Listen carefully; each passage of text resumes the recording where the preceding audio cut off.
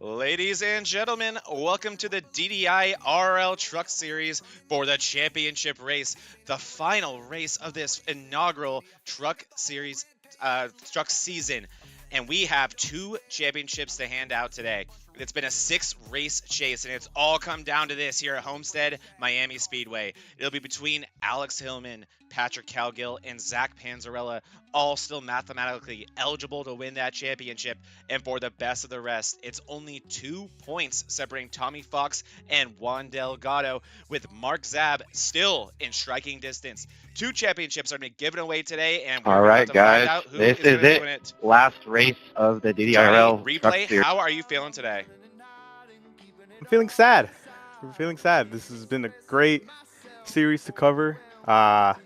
It's all coming down to an end today, but I'm excited to see what's going to go on on the track today. I'm really, really excited. Homestead, Miami, really, this track is synonymous. That's a tough word to say, Juan. Johnny Replay. But it is an incredible and iconic track. The NASCAR Cup Series will be coming back here next year in 2026 to decide who wins their championship. So we felt it pretty fitting here in the DDIRL to decide our champion here. So let's take a look at the 2 points situations we have going on here going into this final race. And so first off, we're going to look at the chase for the championship, and we'll get that logo out of your guys' way. So Zach Panzarella, after 5 races, has a 25-point advantage over Patrick Cowgill, and Alex Hillman with a 45-point deficit behind Panzarella and Cowgill. This is going to be interesting here. I'll tell you what, Johnny, it really, really felt like going into this chase, Zach had a big lead, and it has dwindled down. We've talked a lot about how Cowgill, outside of 1 race of this chase, has finished in the top 2 in every race of the chase besides Kansas. And he also has a win to go with that. His first win of the season came in the chase. Been a different story for Panzarella, and it was really a different story last week in Chicagoland, giving up a massive chunk of that lead and really putting him in the situation that he's in here today. Yeah, there was a lot of talks. I mean, obviously, when we broadcasted, we said that Panzarella had a comfortable lead going into the chase, and then they've been talking to pits that he can essentially just not show up for races and he would still have it, but just something went wrong, and there's a big catch up now. Like he's got to be nervous coming into the race today. Yeah, if the same thing happened today that happened last week, Patrick Cowgill would leave here the champion. And one thing that's got to be great for Cowgill as well is he doesn't even need to end up in front of Panzarella. He just needs to tie him. He would win the tiebreaker. It would likely take a win for Cowgill to take on the championship today, which would give him 2 wins in the chase. Panzarella would not have one. That tiebreaker would be really easy to figure out. So Cowgill, all he has to do is take off those 25 points, and that will be possible. Lots of bonus points available here today at Miami. Now, Johnny, let's take a look at the best of the rest, because this is way, way tighter. Tommy Fox and Juan Delgago have been going back and forth really all season, but the chase has been incredible. You see the +1, -1 on the far right, and that is their positions in the standings, and it's been that way, I think, every race of the chase. Johnny, I think these guys have swapped about every chance they've gotten. They swapped every single race with a 1-point differential, I think, until the week prior to last week, where now they're separated by 2 points. Huge. So they doubled their lead. I guess you could say. Yeah, a massive gain by Tommy Fox. You're right, he doubled it. He's got to be feeling much more confident with that 2 points. And really, we'll talk a lot about bonus points, and really we'll be doing probably the most math we've ever done. I never even introduced ourselves. That's why I brought myself, YZ, and my tag team partner here, Johnny Replay, or Johnny Live. I like to switch it up. I don't think all the paperwork is processed for that legal last name change, so I'm going to do both while I still can here. And one thing that also sticks out to me here is look at the far right, and that's speed rating. 85.26 for Tommy Fox and 84.96 for Juan Delgado. Nearly identical speed as well. It does not get any closer than this, Johnny. I mean, we've seen it in the races before. It seemed like these guys were magnets to each other. Just anytime you looked at it during the track, they were always right next to each other with either Tommy in front or Juan in front, and they would just swap. Yep, and that's exactly what it's been like. And then we do have Mark Zab in third, and he is only 51 points behind the pair of Juan and Tommy. It is the play for Zab. If everything went right, I do think it's possible for him to take home that championship here today. And we've been talking a lot about how Zab is just waiting for that breakout party, right? Waiting for that race-winning speed, and could it be here today at Miami? We have one more set of standings to look at that is also very much here to play for, and that is the team standings. DDI Motorsports 40 Forever, and that team is composed of two drivers we just talked about, Juan Delgago and Zach Panzarella, but also, Graham McGivern and Dalton Geyer, members of that team. They are all here today, and they'll be looking to continue to lead these point standings. But similar to Tommy and Juan, Backpack Racing and 40 Forever have been going back and forth all season. That team of Sanchez, Ibarra, and Lolis has been lights out lately, Johnny. Yeah, and I'm not sure if we ever brought it up, but the points are based off the top 3 finishers, and right now Backpack has the advantage where they have 3 racers in their team. You're right. That top 3 can really be what makes or breaks your success as a team. And they have 3 guys that, typically are running up front. Delgado and McGivern, really consistent finishers. Normally, you can find them in the top 10, if not the top 5. But the success overall, Backpack Racing has really been impressive. You look at those top 5s and the top 10s, they are right there with with DDI 44 Ever when it comes to that. And that's even more impressive, like you just said, because it's 3 versus 4, 90 races counted, and 80 for DDI 44 Ever and 82 for Backpack, yet they're still right there. So impressive. That's going to be fun to watch. But another thing that's going to be fun to watch is how this race gets started. And let's see how they'll be lining these things up, Johnny. On the pole again. I believe this is the 3rd or 4th time in this chase. It's going to be Patrick Cowgill, and he's going to edge out Panzarella again. These two sharing the front row for the 3rd time, at least in this chase. Past winner in the chase, Brandon Ibarra, will be starting in 3rd place. Danny Sanchez will be lining up 4th.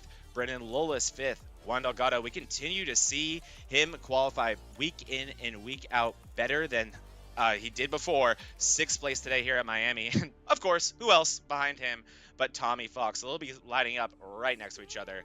Dalton Geyer will be starting in 8th place. Alex Hillman, one of the championship eligible drivers, will be starting in 9th. He's going to have to work his way through the field quickly.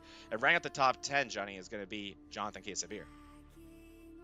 And then in the 11th spot is Cody Matthews, followed by Mark Zabik in 12th, Chris Cowgill in 13th, Jordan Finnegan in 14th, and Grant McGivern is rounding out your 15 racers today. 15 drivers to get this season wrapped up. Really thankful for how many drivers we have here today, and really how many we've had all season. But there's still one thing we got to do for the final time this season, and that makes me so sad, Johnny. But over to you, my friend. And now, race fans, for the most famous words in motorsports, the star of Universal Pictures movie, I now pronounce you Chuck and Larry, Kevin James. I just got 3 things to say. God bless our troops, God bless America, and gentlemen, start your engine! 16 races, and that man never lost an ounce of energy. And he's going to do it for us one more time. Thank you, Kevin James. And it's going to be 1 pace lap here around Miami. And this is one of the longest races of the season, Johnny. And not just that, it's going to be a transition race. We are not going to be under the sun for, I don't even think that much longer. The lights will be coming out shortly. Yeah, I think the other longest race we had was our 365K. Yep. And then we haven't had a transition race in a while, too. So it's going to be cool to see how these guys adjust to that. Yeah, I'm really excited for another transition race. Really one of my favorite to cover because especially here at Miami, you're going to see so much change. But here we go for the last time this season. The inaugural DDIRL Truck Series year is about to wrap up, and the 2 guys closest to the championship are going to be on the front row. Patrick Cowgill on the pole waiting on Barney the Flagman, and we are underway at Miami. Cowgill with a good start. Panzarella loose. You're going to see Sanchez behind him. And just like that, look at Panzarella and Cowgill switch lines. To the inside goes the 12. To the outside goes the 31. We're going to be talking a lot about that, I think, here today. And then behind them, lots of actions. Delgago up to the track. Shoe in the middle goes Geyer. On the bottom is Tommy Fox. We are already 3 wide, Johnny. Oh my God, it's so crazy. I know we were talking, or we were hearing in the talking to pits earlier, talking about which line to use. Some guys opting to choose the bottom line, saying the top does not work for the night races. It's going to be interesting to follow because I very much agree with a lot of the discussions we were hearing. This track is going to change a lot. What is going to work right now may not work a couple hours from now in race time. 165 laps again here at Miami. So this is a long one. This is a marathon here. These drivers are going to have to be patient, and they're going to have to learn early to see what works later in this race. And you're already seeing a lot of different line choice. Our leader, Patrick Cowgill, looks to be a little bit married to the top. Case of Beer was another driver I saw using the top there. Very interesting, and here we go through 1 and 2 one more time. And this track right now, it looks hot. Panzer looking on the inside of Cowgill, but look at that drive off on the top, Johnny. Yeah, it's insane how fast you could go from there. But the one thing they got to worry about is their tire wear. How much is going to be affecting them later on. I do think that the tire wear is going to be worse on the top. It just is a little bit more steering wheel input you're forced to put in. That's going to be something we have to pay a lot of attention to. But right now, Cowgill really liking that top lane. Cannot convince Panzarella to try anything besides the bottom. He's going to try the bottom. The majority of these race trucks right now trying to stick with the bottom, and I do think that will be the advantageous line when it comes to tire wear, but we'll find out sooner rather than later. If there's one thing we know about DDIRL, it's that green flag runs are abundant. Yeah, and then another thing we know too is that Cowgill likes to go against the grain, tries to run separately than what everybody else is running on the track, and starts confusing everybody else. Like, hey, does he have an advantage? Does he know something that we don't know? It's so true, and it runs in the family because Chris Cowgill also loves to do that. He has picked up a lot of laps led by doing some alternate strategies, and really, that's a great strategy a lot of the time. If it works out for you, if those cautions fall when they need to, then that can oftentimes give you opportunities to wins that you wouldn't otherwise have. So much talent in this league, so hard to even get out front, so you've got to take it when you can. Those backpack guys, Ibarra leading the charge, already doing great work together, and it looks like to me they'd like to line up as a team, and that is not surprising. We've seen that from them a few times. Yeah, various times. I mean, Cody Gibson was part of them, and at this point, I feel like we've gotten past the point of Cody Gibson, you know, how he was dominating earlier in the season, and now it's all about these guys. Like, they're like, hey, we're still here. We know how to race too. Exactly, and they really have improved throughout the season, and a lot of times it is having a guy like Cody Gibson as the lead of your team. Cody having to drop out of the chase due to work obligations, but man, when he was here, he sure made his presence known, as we see some battling right now between teammates. Well, teammate adjacent drivers of the 40 Forever driver. Definitely not teammates right there. Geyer around into the wall. And that looks like, yes, we are under caution for the first time here today. I jinxed it. That's you know, what is it? The commentators. Commentators jinx, my friend. Commentators jinx. I may or may not be known for that. Let me know when you have it, and we will take a look at what went wrong there between the 40 Forever and the Vortex DDI drivers of Alex Hillman and Dalton Geyer. I have it ready. Let's take a look here. And here we go. I think this was 1 and 2. Coming out of 2. Geyer up the track. Hillman looking to his inside, and look at that front end, Johnny. The 36, he is loosey-goosey. Down the track he comes, a little bit into Hillman. The room just really not there. Immediately locking it down is the 36, and this hit, it was a healthy one. Yeah, it's just that turn 1 is brutal with how you approach it, and yeah, I guess Alex was trying to straighten him out, but gave him a tap in the wrong spot. I don't know why, but that never seems to work. I've tried it so many times when I hit other drivers. Like, don't worry, I'll save you, and it never seems to work. So there is Geyer, and it looks like him and Matthews are going to bring it into the pits. Not surprising to see Geyer bring it down, may needing to use his fast repair or just get that damage fixed. But Cody Matthews, that's a little bit interesting, maybe counting backwards already. And it actually looks like Tommy Fox and Grant McGibbon are going to bring it down as well. That is strange. I mean, we did talk, there was talks about fuel run. These guys are getting 40 laps to the tank, so I'm wondering if they're coming in and just getting fuel. Yeah, just fuel. Top that off a little bit. You called it. Actually, unless your name's Dalton Geyer, he's going to take 4 tires, but that is what we predicted. He'll disappear first. I guarantee you he'll come back. That's one thing I'll also be good at. Boom! Told you. And Geyer looks like he got that truck fixed in a relatively quick fashion. Maybe he had to use that fast repair, but back on the track is Geyer. Matthews got 4 tires. And he's still in there. And look at the right side of that truck near the front wheel. A little bit of camber, the kind of stuff that you and I are used to with the cars that we do, but we do that intentionally. As silly as it looks. I don't think that's intentional. So Cody Matthews clearly got a little bit of damage on that first round, getting it fixed now. We'll see if he's able to stay on the lead lap.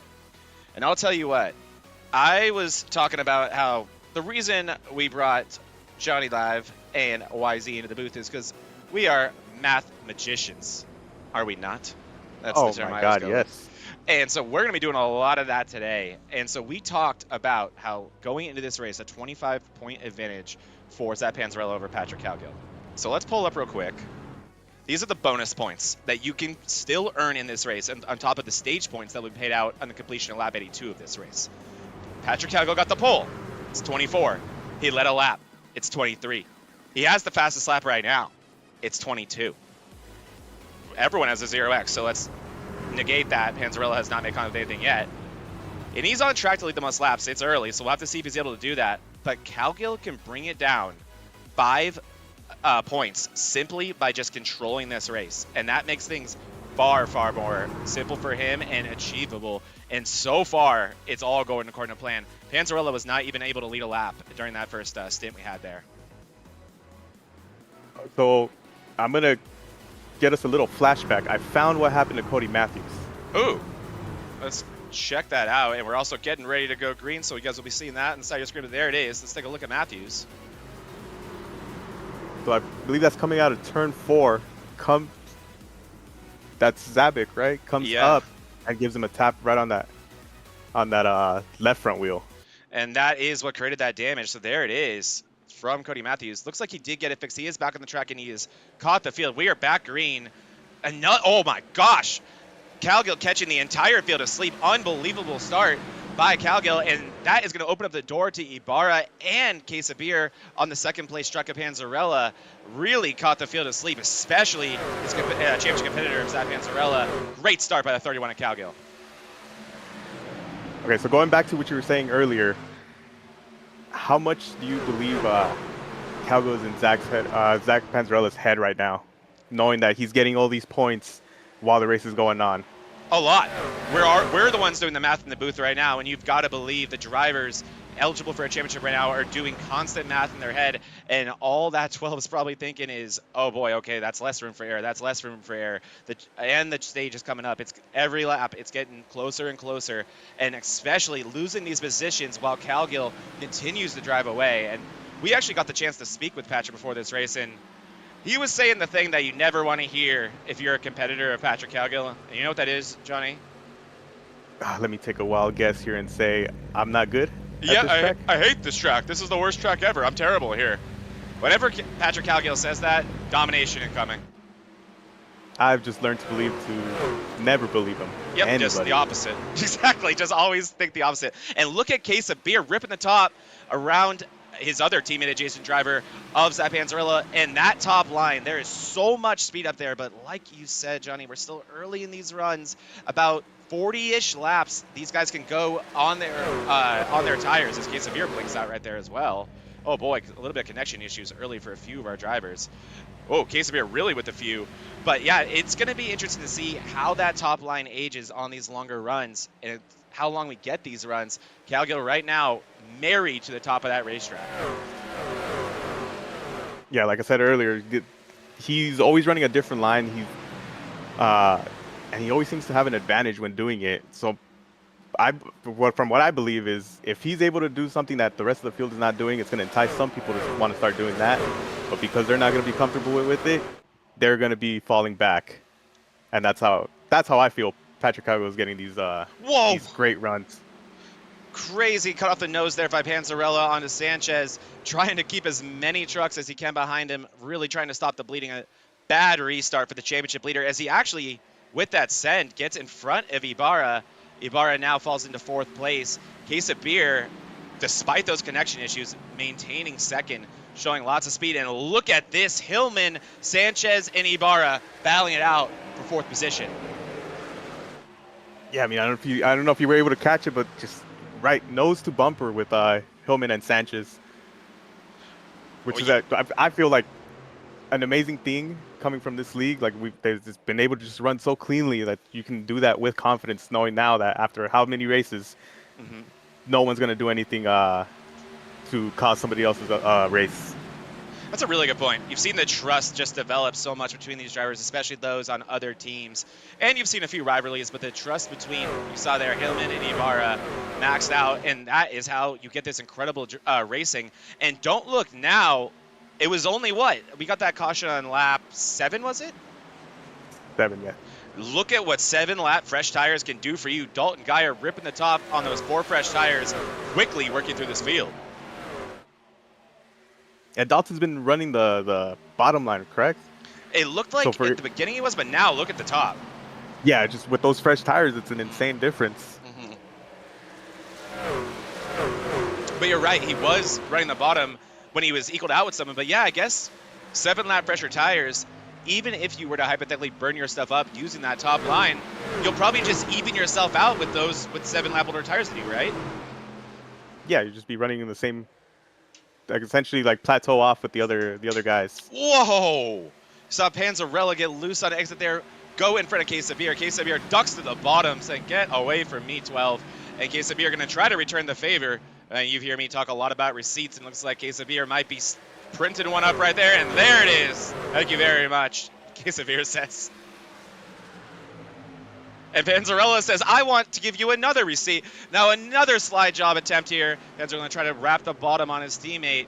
And this is just music to Patrick Cowgill's ears as he drives away from this battle. Yeah, I wonder if those guys know they're on, different teams but same subsidiary. Right? You see them in the Discord together. But, hey, racers are going to race, Johnny, and that is what we're seeing right here.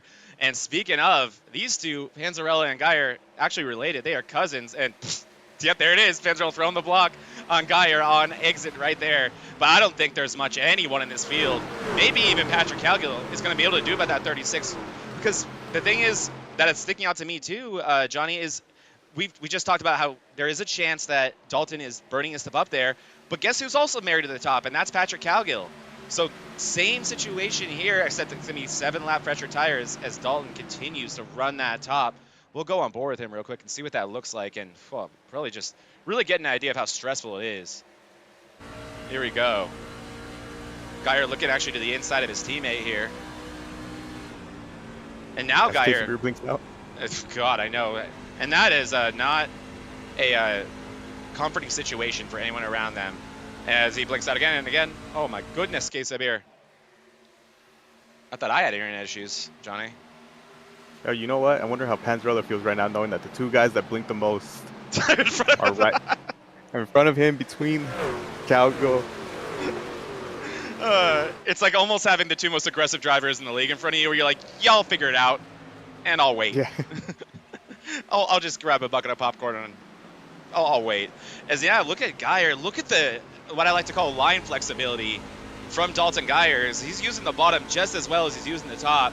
And he's going to make looks like a pretty easy pass there. Actually, nope, side by side with Jonathan Case of Beer into 3 and 4. But look at that corner entry speed in that 36. That is pretty unbelievable. He's going to pull side by side with Cowgill. Yeah, you know what? After that stint he had a couple races ago where he just dominated that race, it's no surprise to me that Geyer's already up to Cowgill. It's the Dalton Geyer that we've been seeing a lot of in the chase.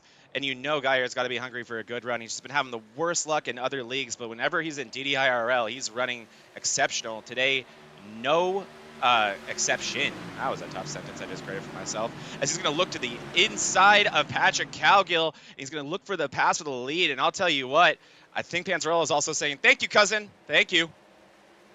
Yeah. Dalton Geyer to the lead. Oh! Sorry for cutting off. Go ahead. No, I was just going to say, Dalton Geyer, having met him in person, would not believe that his personality matches his driving style. I can completely agree with that, Johnny. One of the most timid and just polite, soft-spoken guys you'll ever meet. But on the racetrack, oh man, it's kind of like Joe Logano, except he doesn't suck. And I actually really like Dalton.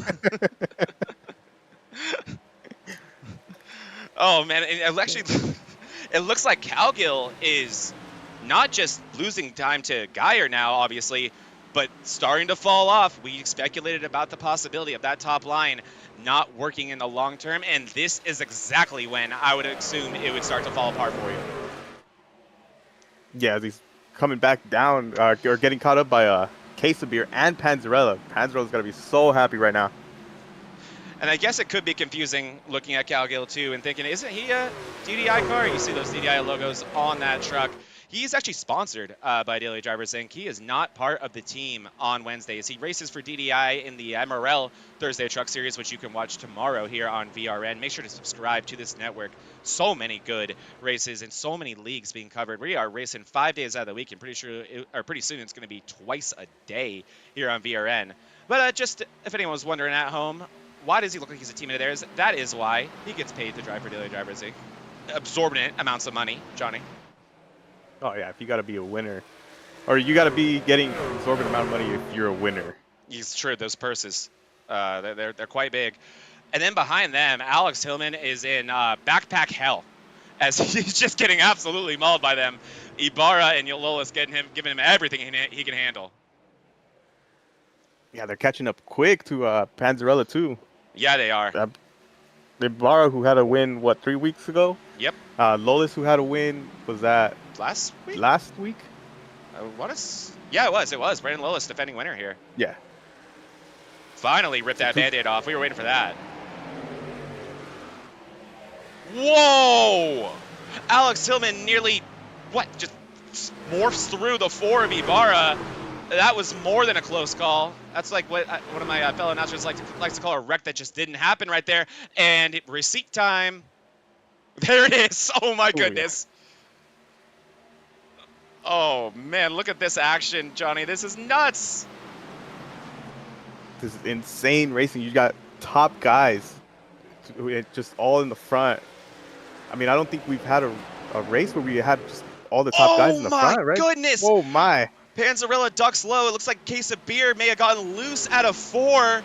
Hillman's going to try to follow Panzarella around. Cowgill is getting caught by everybody.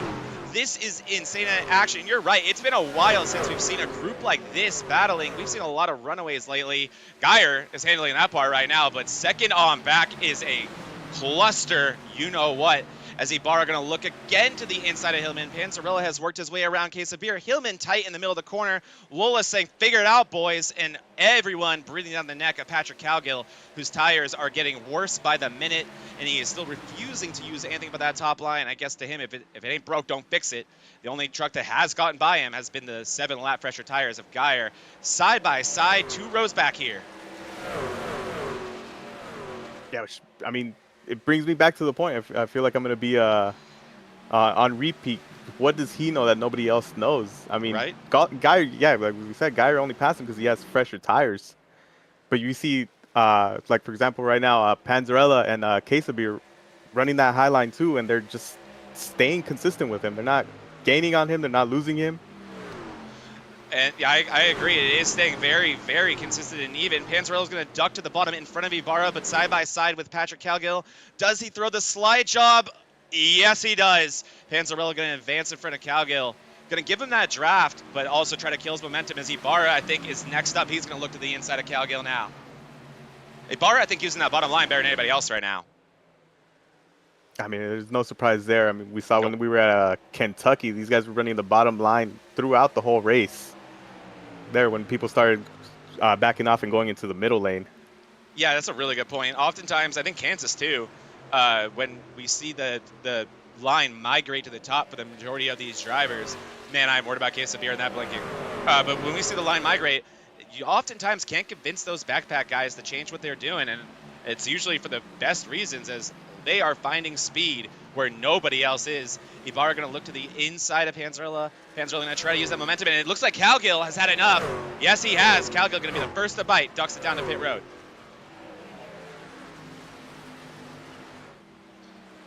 So probably, obviously, right, 4 tires here for Patrick Cowgill, you have to think.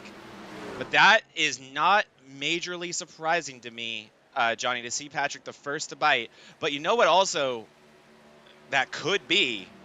He could be prioritizing that stage. Like we said, math is going to be big today. The #1 pit stall there for Patrick Cowgill, our pole sitter, and it is going to be a 4-tire pit stop. But he could already be thinking, let me get that stage win. Let me get those 7 points and continue to knock off those points, that advantage that Panzarella has, and make this a simple race for me. Yeah, because we do the math, which we're so great at. Got degrees in math and all that. Yep, me too. We're on lap 33. If he decides to run again another 33 laps, which didn't really cost him much in position, that'd be lap 66, and he'd only have to go for 17 laps on those tires, which is pretty good. Yeah, okay, that honestly was some really good math. That was better than I could do, Johnny. I'm impressed. Danny Sanchez next to bite. He's on the earlier side. And, a case of beer. You want to hear something that sucks? He didn't pit, Johnny. He didn't pit? No, he's in the pits because he was given a new feature here on this wonderful platform called the connection flag. And what they do when that happens is they tow you to the pits until you and your connection can behave. And that is what iRacing has done to Case of Beer. And the brutal part about that, besides getting towed to the pits, not getting warped to the pits, right, but getting towed, so you still have to have that 1-2 minute penalty, he can't take tires. He can't actually do his pit stop right now. He still has to come back out and pit. So essentially a penalty. Yeah, essentially. That is a really, really good way to look at it. As you see Cowgill and Cody Matthews bring it down. These are the Sim Racing World teammates. Great season from these guys here. We'll talk a lot about every driver in the field throughout this race and really give you the whole story. But up front, Dalton Geyer continuing to control this race. He's been keeping a nice 1.5 plus second lead on the rest of the field with those newer tires. I think right now probably prioritizing gas and tires. And the guy that is really starting to rise up above everybody, and I could even say probably even Patrick Cowgill, is this 4 of Ibarra. This car, or this truck, is lights out fast. Super fast guy, but just did not have enough starts to be able to make the chase. Yep. It's just, I mean, it sucks because he's been so great. This guy would have definitely been a terror to these guys. Oh, he absolutely. Starts. I think everybody in the field thinking they're lucky stars that Ibarra isn't in the chase right now. As look at that speed differential. That is Patrick Cowgill trying to get his lap back. He passed Ibarra going into 1. Here we are exiting 2, and already a dot in the windshield of Ibarra is Patrick Cowgill. So that just goes to show how big that delta is. Going to be interesting to see how much longer these guys want to run it. We did get that caution, so you get to see a few laps. Looks like Ibarra is slowing down here. My assumption is he's going to bring it down.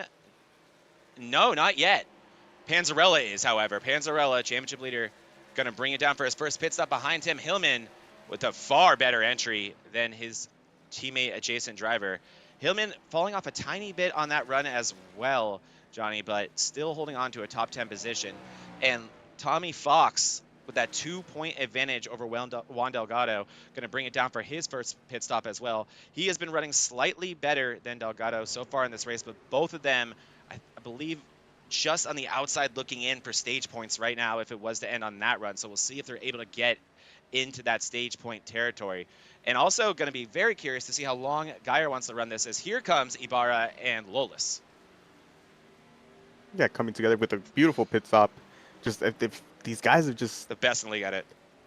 The best. I mean, at what point do you got to do little software search for some anti-cheats. Straight up, because I don't know how they do it. Like, it's inexplicable. So many times watching these broadcasts or being up here in the booth with you guys, you see them come out of the pits and you're like, where did those 4 seconds come from? And you see that they took 4 tires, and it's like, I don't understand.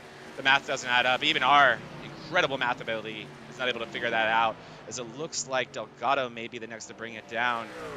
Yes, Delgado a little bit slow on the track, but no, he's going to come around. Delgado going to still be on the track. I believe he brought down for some fuel early on as well. So right now, as they run, it's Dalton in first. Dalton Geyer leading this race. 11 seconds back is Delgado. Both of those trucks are still going to pit, and the hypothetical leader of this race is still going to be Patrick Cowgill right now. He did pit very early compared to his competitors, unless their name is Danny Sanchez, who's currently running second, just to show how strong that undercut is. And Mark Zab also pit early with them. He's up to the hypothetical third position once this all cycles out. So that's going to be interesting to follow, to see how these guys do once it all cycles through, and once we get in the nitty-gritty of this run, if there's no more cautions, until we have to bring it back down again. As Panzarella gets around Ibarra and Lolis there, and here those backpack guys go again. How often also, beyond just brilliant green flag pit stops that we see from them, these guys are so good at finding each other on the track and drafting together to save gas and conserve their speed, make sure that they're putting down fast laps. I mean, at this point, they might as well just both run the same paint, right? Since they're always Honestly, together. It's like Formula One. Just switch the names every once in a while, and we'll still get it right half the time. Exactly. Good math. Yeah, exactly. Delgado going to bring it down into the pits, so we'll have to see where he cycles out in comparison to his competitor, Tommy Fox. Fox sitting in 13th. Most of the field 1 lap down right now. However, they are all waiting on Dalton Geyer to bring it down. Should be, as you see Geyer getting a little bit tight there, grazing the wall through 3 and 4. So that 36 not driving like it once did. I'd imagine Geyer's going to want to bring it down in the near future. He's going to want to be thinking about those stage points as well. But this is going to be interesting. Oh, and Geyer into the wall again there, Johnny. See, I wonder if he used this fast repair for that first incident, or if he still has that in the pocket. I sure hope he does. But what I want to see is where Geyer's going to end up after, because I mean, we saw earlier he pit, he got four tires, 7 laps fresher than Cowgill, and right now he has about a 10 lap fresher tires. Yeah, he does. So that's gonna be, I mean, an insane run from Geyer. Yeah, good point. That's gonna be a massive tire differential. You saw what 7 laps did. Granted, that was a restart. Geyer had the whole field bunched up. Things have gotten very separated, as they often do here in the DDIRL. But that is going to be something we're going to have to keep our eye on. We're going to be checking lap times a lot, I think, on this run if we are to stay green. And, man, talk about that undercut. Patrick Cowgill with a 5-second lead over Sanchez and Zab. And, again, those two pit around when he did. They pit, so Cowgill put on lap 32, Sanchez 33, Zab 34. Makes sense, right? When you look at that running order. Then we go to Panzarella, who was not super tempted by Cowgill pitting early. He waited till 38, and that cost him 9 seconds on the racetrack. That is insane. That was what? So about less than 10 laps? My math's not good now. No, yeah. See, I used up all my math earlier. Oh boy, we got over 100 laps to go, and I just used up math right there. We got to be careful. You're right. Yeah. Just, the crazy thing is, I used to be an avid student, so I was good at math. What happened? I was good at math too. I hated it. It was like definitely one of those subjects that I hated but was good at. But yeah, that is definitely, like, math was one of those classes, like, you know, when you finish a class or, you know, your semester and you walk out of your classroom, you're like, well, that's out of my brain. That was pretty much math for me, especially everything past, you know, PEMDAS. What is PEMDAS? That's a greater question. It's basic, like, parenthesis. Oh, you know what? Let's just end it here before I make myself look stupid. Stupider than I already have. And good battling throughout the field here. This is in the top 10. That's Finnegan. And Finnegan was also kind of in the middle, lap 36. I went around him, hitting around when he did. Oh, sizable hit there for Cody Matthews at the wall on exit. Oh my, does it look like he has damage? Because I know the first one was off of I feel like it was a pretty small hit. Yeah, he looks good there. That left side still looks to be poking out a tiny bit. Or, yeah, that left side looks, yeah, it's definitely poking out a little bit. So that 10 likely not driving the way that Matthews would prefer. So that's going to be interesting to see when he elects to use that fast repair, or if he wants to continue to try to get that fixed the old-fashioned way. Looking at lap times right now, it looks like we have Panzarella running slightly faster than Cowgill, starting to take off that difference. And then looks like Zab has, in a hurry, caught Sanchez. And we talked about this before the race, Johnny.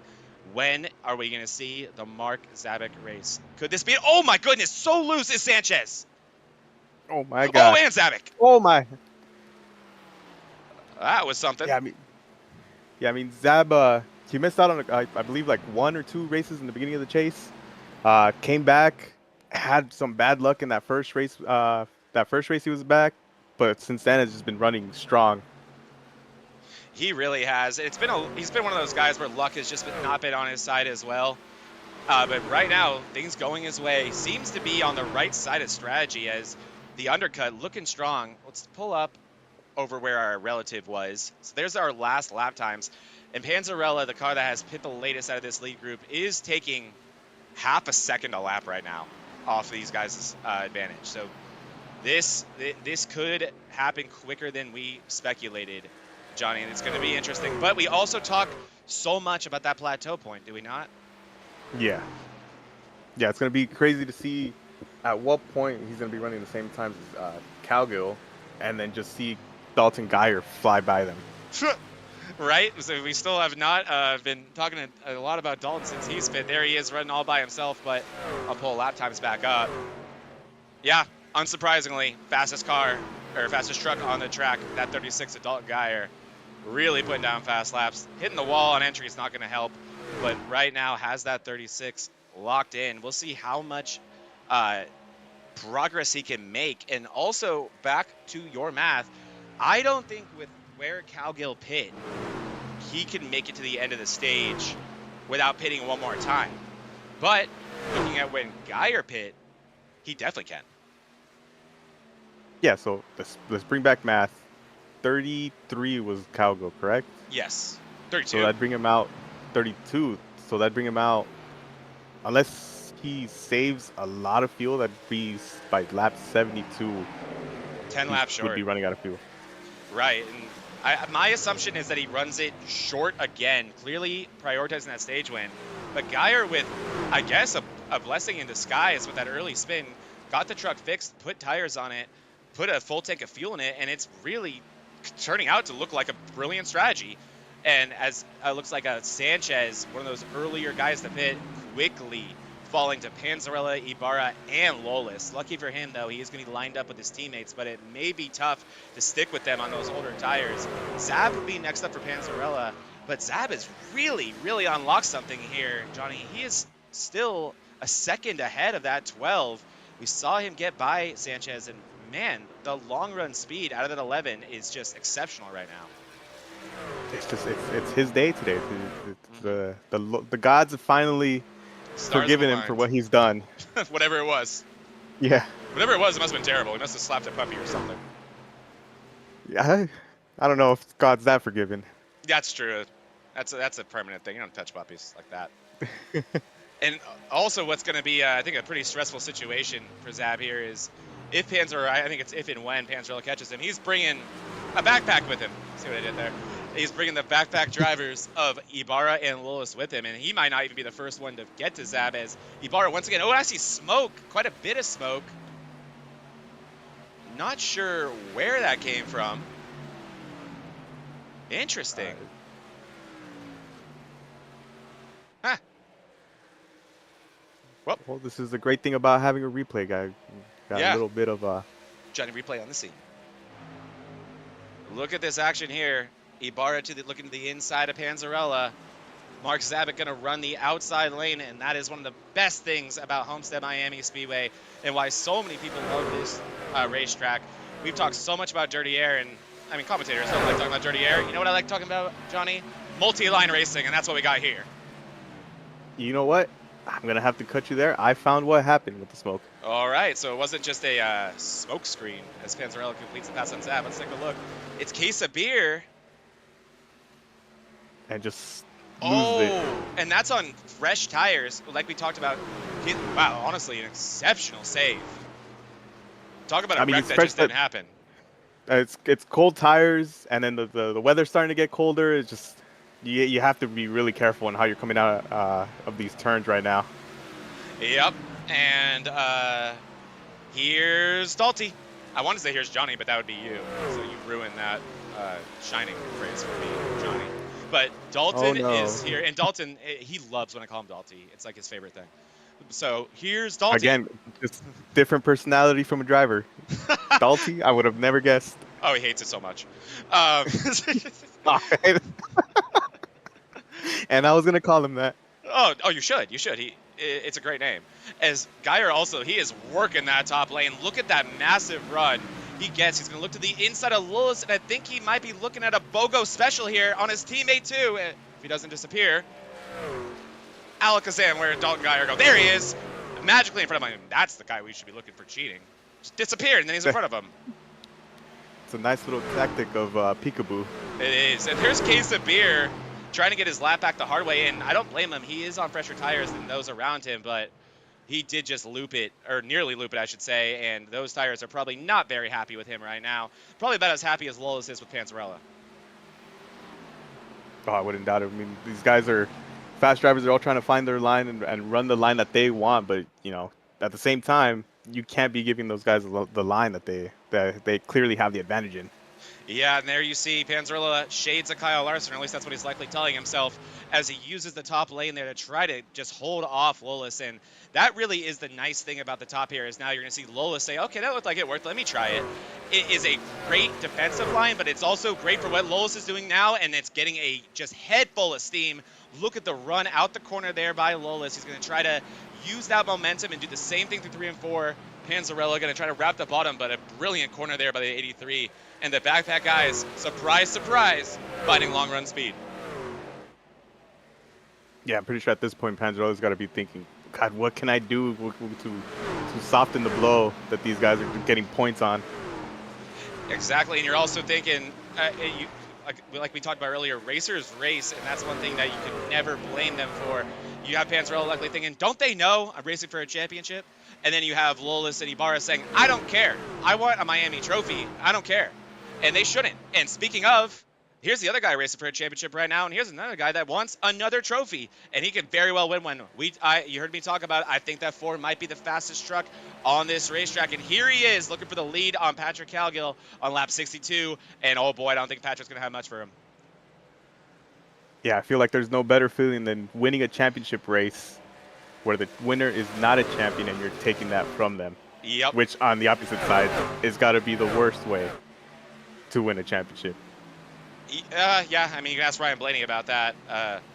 Kyle Larson won his race, so he's my favorite driver. That's the only feeling I know, is winning the race to win the championship. But hey, fun fact, Patrick Cowgill is a past champion. He has won multiple PRL championships, and he has never won, I don't believe, the championship race to win that championship. He has finished in second. I may be lying there. I think he may have one one race on the championship, or one win on the championship race to his name. But Patrick Cowgill has multiple championships and has never, or I don't think has won the championship race. And I know that Zach Panzarella, he is a 2-time champion. He is the defending MRL Thursday night Truck Series champion. He finished in 3rd place in that race behind Banesh and Case of Beer. And then he is also a PRL champion, and he finished in 2nd place in that race. So Panzarella also has never won the championship race while winning a championship. So fun little trivia there. Shows how long I've been around a lot of these guys, as Ibarra continuing to try to extend that lead, but I think we have a new player, or maybe we should say a returning one, and this one might be just as quick. Yeah, Dalton guy, we were just counting down the seconds pretty much till he came back. That was what, about 20? Yeah. 20 laps? Pretty much exactly like you called it, or yeah, predicted. It took 20 laps for him to come back. Look at I'm a math whiz. I don't know what's in the air today. Who needs long-term racing knowledge when you're a math whiz like you? As Panzarella is going to bring it down And I'll tell you what I think that is right there. That's seeing what Cowgill did in that short run. And I think even though there's obviously 14 other trucks on this track, I think this 31 and the 12 might only be racing each other. Yeah, that's I feel like that's the mentality you gotta have. Like right now, these guys are just pawns on a chessboard. Mm-hmm. Perfect phrasing. As you say, that's 4 tires for the DDI boys. Panzarella going to exit. That's a green flag pit stop with about. See, this is how. 12. I almost cussed. 14. Left in the stage. Lap 82. 16. Let's go. I did it. 16. I got there first. There you go. I may or may not have had to break out a calculator to find out when the stage even was, what half of 165 was. So, and like I just said, though, racing each other, Cowgill sees Panzarella come down and says, not so fast, my friend. Cowgill going to come down and get 4 tires for himself. And I'll hit you with one more fun piece of trivia about Panzarella and Cowgill. Like I said, both of these guys, multiple championships. They, unless Hillman is able to really turn it on in this latter half of this race and really just abuse Cowgill and Panzarella, this will be the 4th time that these two finish 1-2 in a championship series. Now, would this be the first time they race on different teams? No, it would not. Patrick Cowgill actually started racing with DDI about 2 or 3 years after they started racing together over in the Precision Racing League. Cowgill was a member of Waterback Racing, one of the top iRacing teams in the world, and definitely a team that very much dominated PRL. Drivers like Richard Regan and Bradley Hawley combining for, get this, Johnny, over 250 wins. And Patrick Cowgill, a part of that team, and like we talked about, just how advantageous that is to be around talent like that. Cowgill, after a while, especially when the 2 leagues separated, and a lot of the top guys from Waterback moved up to the Cup Series, and Cowgill was going to stay into the Truck Series, that is when the conversations about him moving over to Daily Drivers Inc. began. And they still even took a while to happen. I mean, me being a member of DDI, I can tell you all about that. And yeah, Waterback didn't love it. That is, I mean, you know, I'm gonna reference my favorite car movie here, Mm-hmm. Cars. Doc Hudson gets 3 trophies and he's over it. 250 wins. Yeah, like that's done enough to be over it, right? I agree. You know, at a certain point, let some other guys have a chance. Yeah, thank you. Like, I could not agree more. Mark Zabek going to bring it down. Mark was running in 2nd place there. Zab was one of the earlier guys that we talked about, so not surprising to see him pit, but what is so big for Zab in that situation there, Johnny, is he was able to keep pace with guys that pit 5, 6, 7 laps after him, and now he gets to be even with them. He's going to pit after Patrick Cowgill. He'll have fresher tires than him now. Really, really good situation for Mark Zab. Great situation. I mean, we saw what 7 laps did with Dalton Geyer in the beginning. But I feel like at this point, championship aside, like could be pretty much anybody's race. It really could. This is, I mean, that's what the beauty of Miami Speedway too. The cream seems to rise to the top, and the guys who really know their way around a race truck or whatever they're driving here are the ones that usually shine here. Such a loose racetrack. It asks so much out of these drivers. Not to mention, it's 165 laps. There's been 1 yellow. It was on lap 7. These guys have been racing for over 60 uninterrupted green flag laps with almost 100 more to go.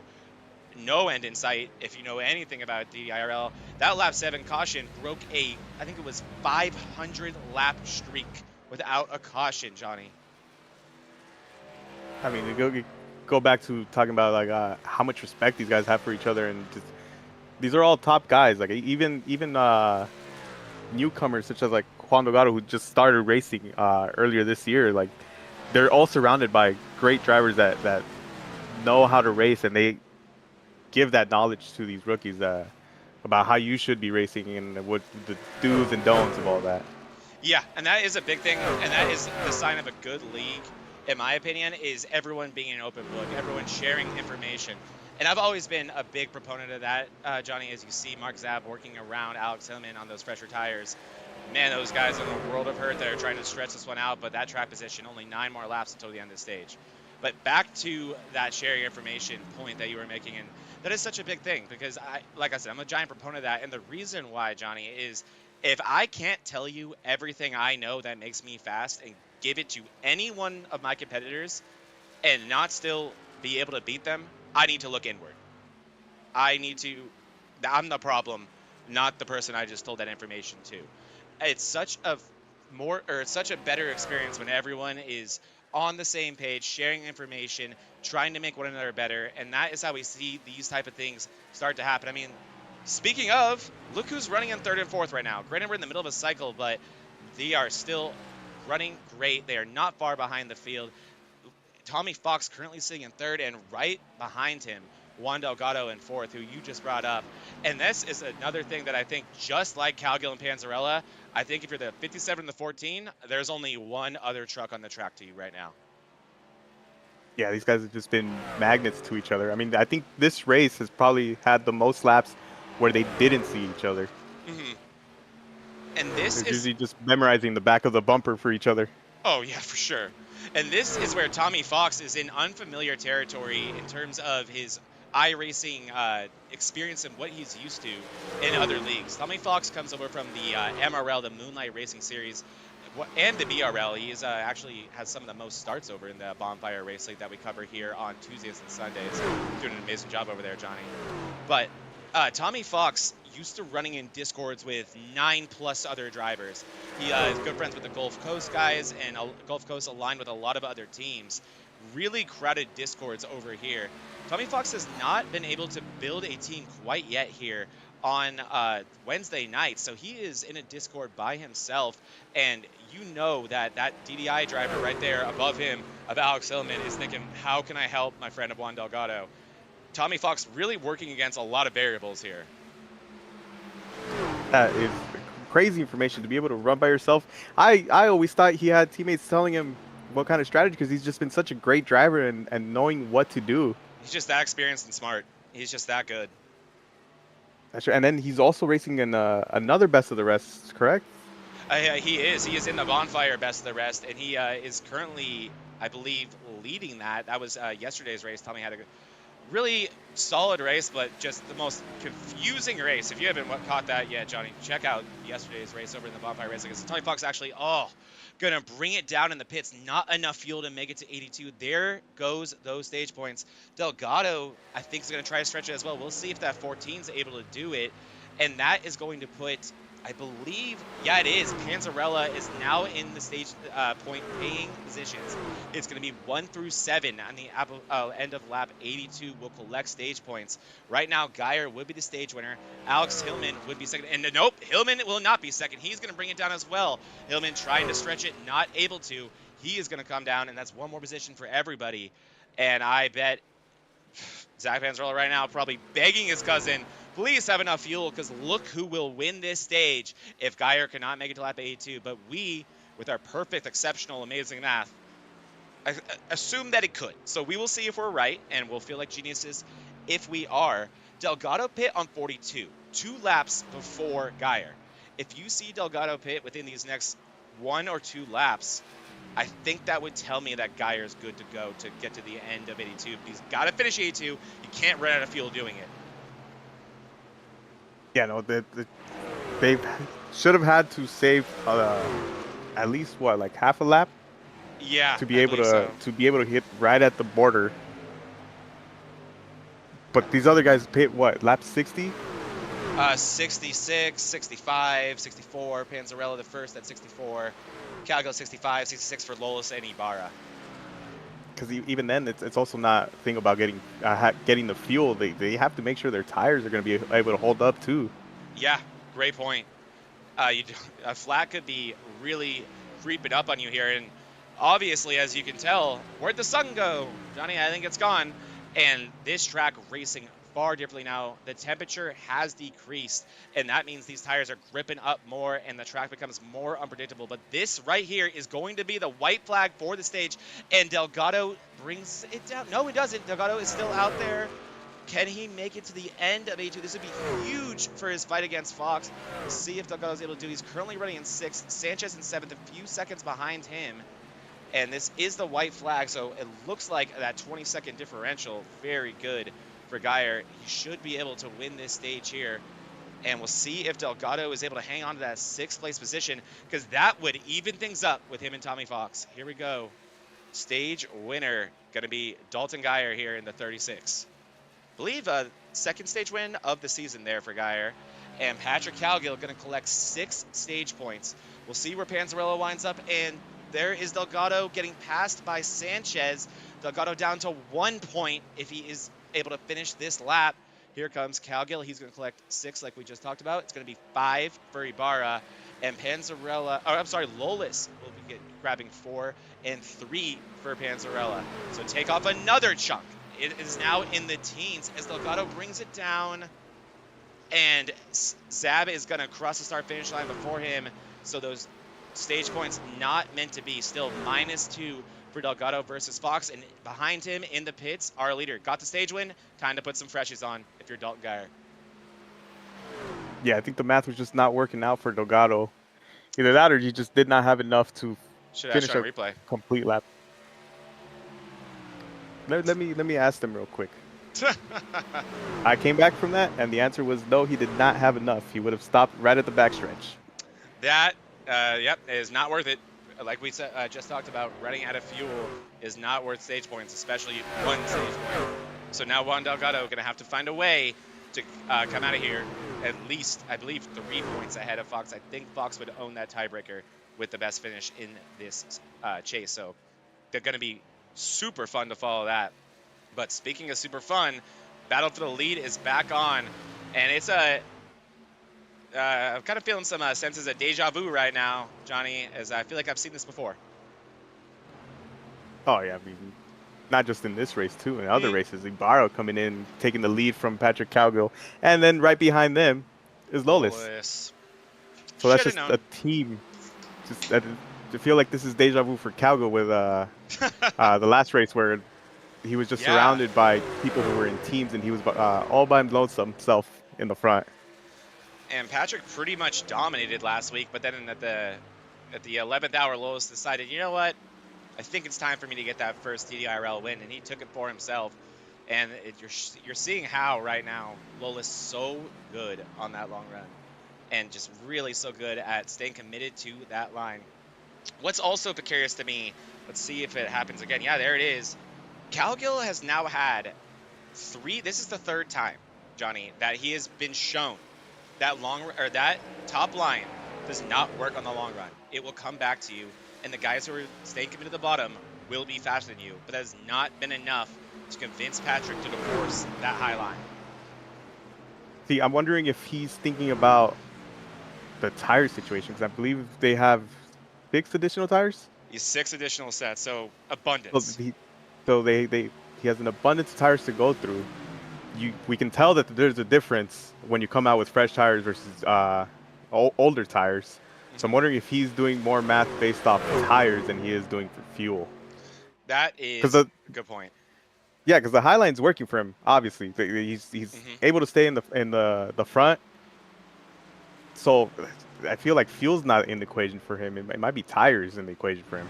And it's a really good defensive line, like we talked about. Lolis has to do what he just did there, which is slam the door shut right on the nose of Cowgill. Give Cowgill that run using the top. And now, but here we go. Can Cowgill even find speed in the bottom? Let's find out. No. He slides up in front of Lolis. Sliding up the track, loose as all. Oh my. I mean, luckily dumped all types of dirty air, and he does have a little bit of an assist. That is his teammate of Cody Matthews right there behind them, and he is a lap down. Yeah, and he was able to get him to catch up really quick with that. I mean, it worked, I guess, kind of in his favor, but he went back to the old bread and butter and stayed on that high line. Yeah, he did. He pretty much just drifted up to it immediately. Cowgill now going to try to use the bottom. I think this could be... No, it's not going to be a pit stop. He's going to stay out. We're almost to that window where one stop after this we're in a 2-stop situation here, but we're almost to that window where you can do that first stop, and then there'll only be one more to go. We'll see who the first to bite is. My assumption is Cowgill. He's been on the early side of it all, but it seems to be compounding, Johnny. It seems to be getting worse and worse every run. He keeps getting caught towards the end of it, and before it was with about 5 until he had to pit. Ibarra caught him and barely drove away from him. This time, Ibarra gets him. He has gapped him by over a second, and Lulus got him, and Lulus is driving away. It is getting worse every run. Yeah, as you can see right there, he looked like he slid out a little bit on the back end. But I feel like he's getting into the pits before it becomes worse than what it is. He knows he's fast with the fresh tires. He's getting in before the damage worsens. Right, before he's slapping the wall and exit, stuff like that. Good point. And he's not losing time to Panzarella. And like we talked about, I think that's who he is likely most concerned with. But we did talk about those most laps led. It's going to be interesting because it's starting to kind of mix itself up. Geyer has gotten to lead a big handful of laps due to that strategy and the raw speed in that 36. And Ibarra catching Cowgill towards the end of these runs. I think Cowgill's still in position as of right now to take that most laps led, but he needs every bonus point available to him right now, and he does not want to be in third for longer than he has to. So I would agree with you. I think he's going to get that 31 in the pits before the bleeding gets too bad, and we'll see if Panzarella wants to try to go for an undercut or if he brings him in. Actually, Panzarella's in the pits already, so the undercut is there. Just like he read our minds. It almost is like that. Once again, that DDI crew for the penultimate time, unless there's a caution, going to put tires on that 12 of Panzarella. Sanchez going to bring it down as well. I'd assume we see more leaders here soon, as you saw a good look at the faces of the DDI crew. Bunch of studs right there, Johnny. As Finnegan going to bring it down as well.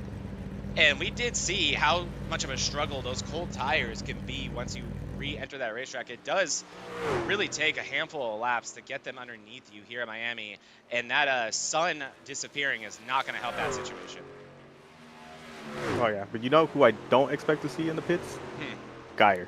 No. You're never going to do anything, whatever. Like, if it's normal, he's not going to be doing that. You can almost guarantee that. As here comes Sanchez, going to re-enter the track. Sanchez has been running kind of a hybrid of all the strategies. He's been finding the long run speed, but in the short run, a few of the drivers are able to outpace Sanchez, but we're seeing a lot of what we're used to from that driver of the 62, just consistency. As here we now see Finnegan making his way to this very difficult pit exit right here, Johnny. It is all types of thin here. Finnegan, really one of the drivers that has come here towards the latter end of the season, and he's cold tires. Uh-oh. Around goes the 78 into the wall. Do we have a caution? We do. Lights are on the track. The caution lights are illuminated. Oh, no. That is going to be a lap down for the championship leader in 11th. That is not something he wanted to see right now. That is as bad as it gets. That's like my theory is such a huge gamble to undercut. You never know what's going to happen. I mean, obviously, with the way that these guys have been racing all season, cautions come far and few, but there's always that what if.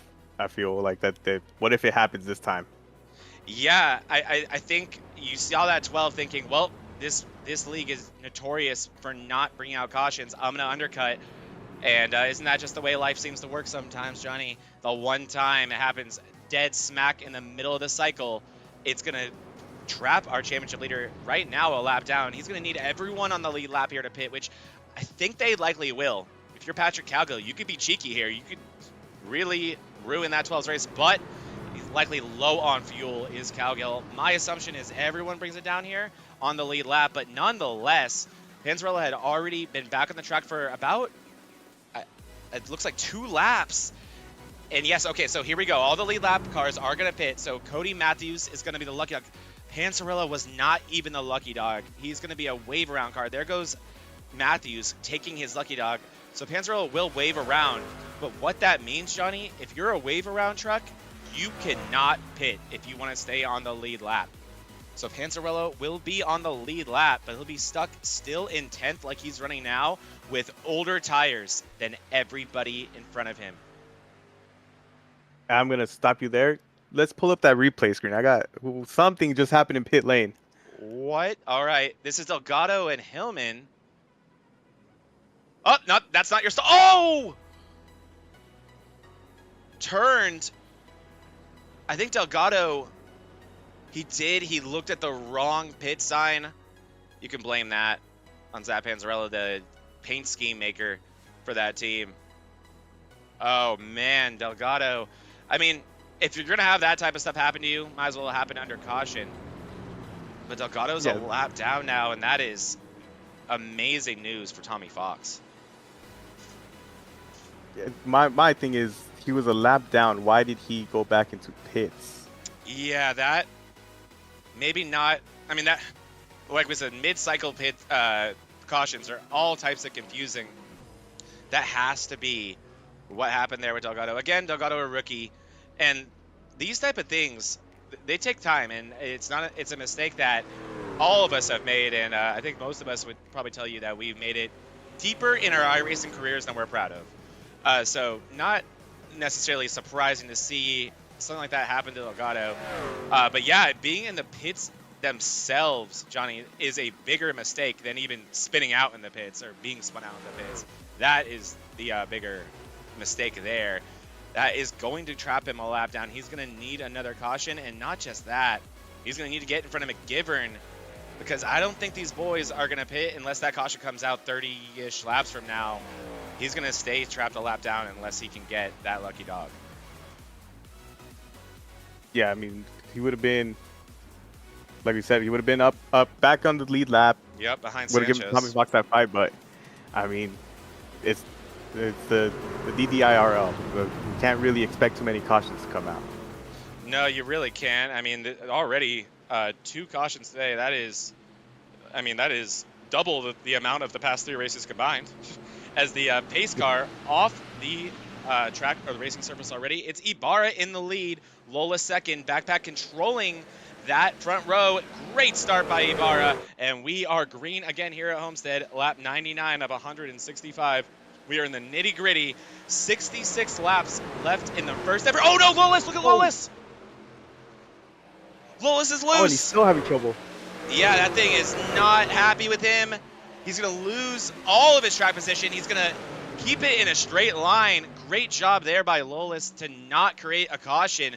But all of his track position, he started that in second, Johnny. Brutal situation. Up front, Patrick Cowgill has already gotten around Ibarra. Oh my god, yeah, it's just so dangerous to be able to hit that apron, especially with he got fresh tires, right? Everyone here, fresh tires. Yeah. Everyone here on an even playing field. Fresh tires, 3 cold wide. tires. Yeah, just to hit that apron. Oh my god. Matthews Yeah, into Panzarella. Panzarella down the track. Oh man, what do you hear me say all the time, Johnny? What happens when you run with the squirrels? Oh my god. Delgado Freaking in the Juan wall. Just trading paints with that wall. I like that. Trying the Chastain line over here at Miami. Finds out it doesn't work. But what happens when you run with the squirrels is you're bound to catch a nut. And like I always say, Matthews certainly no squirrel, but it just is the action back there. Panzarella nearly getting taken out there. Gathers it back up. Going back up front. Cowgill in front of Ibarra. Hillman up to third. So this championship picture has become a lot more interesting. And I did some math during that caution. So we have the stage points.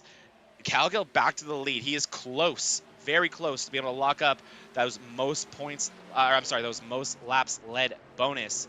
Panzarella needs to finish. If Cowgill is able to finish this off, win this race, and collect those most laps led, Panzarella needs to finish in 7th place.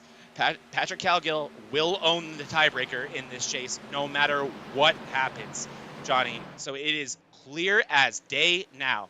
Panzarella needs at least 7th. He's in 9th right now on older tires and everyone around him. It's going to be all types of hard to get through the field. And look who is already making their way back through the field. Brendan Lolis to the inside of Panzarella. Yeah, I mean, from what we thought was going to be a simple chase series for Panzarella, that just completely 180. I don't think you could have convinced the driver. Oh, man! Lolis in front of Panzarella. Slides up the track, nearly 3 wide with Finnegan. He's going to think better of it. Going to slide back in behind Lolis. And then Finnegan going to try to hold that bottom. Lolis fast as ever. Panzarella drifting up the track. Matthews behind them. All those guys on the lead lap.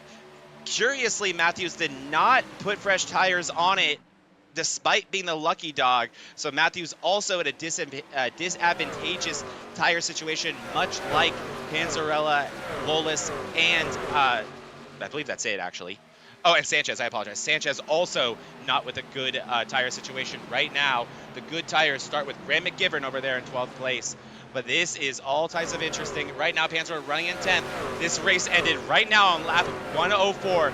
Patrick Cowgill would be your champion. And yeah, I don't think you could have convinced that 12 that he would need 7th place at Homestead, Miami to win this championship if you had told him that 3, 2, maybe even 1 week ago.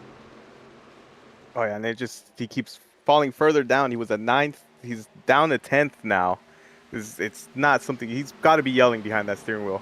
Oh, this is one of those moments where you feel so helpless. Older tires, like we said, Sanchez, Panzarella, and Matthews, all on older tires. Only 4 lap older tires, or maybe even 2 or 3 than those in front of them, but you're just seeing how helpless that makes these guys. They're going to have to think of something or get a caution to make this thing all even again.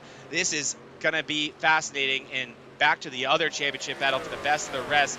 Tommy Fox is doing what he needs to do. He is running the top 5 comfortably, currently battling with Dalton Geyer, and that advantage that Geyer had, if he can even stay on the racetrack as he blinks again. Speaking of, Case of Beer did eventually completely lose connection, Johnny, so Case of Beer out this race. Huge shame. That 73 seemed to potentially have race-winning speed. He will be back next season. Cannot wait to see the 73 full-time once again. And with a stable internet connection, he has until February to figure that out.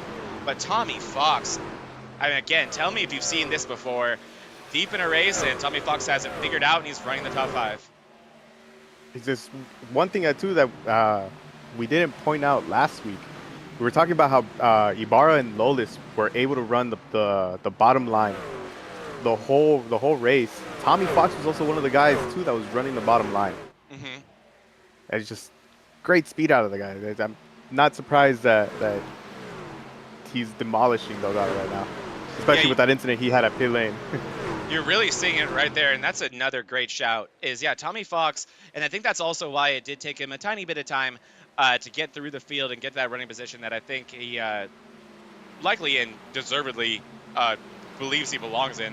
This is very much a top 5 driver, Tommy Fox. But he needs these long runs, and he needs it all to come back to him, and you're seeing it now. And he's also, as you can tell, learning on the fly, getting faster with every run is Fox. So just a brilliant run. Tommy Fox in position to take home the first ever DDIRL Best of the Rest Championship.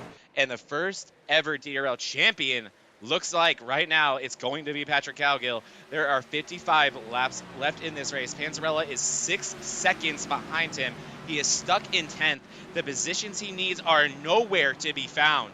Sanchez in front of him, Lolis driving away. Unbelievable. God, how good is this 83? Are you serious?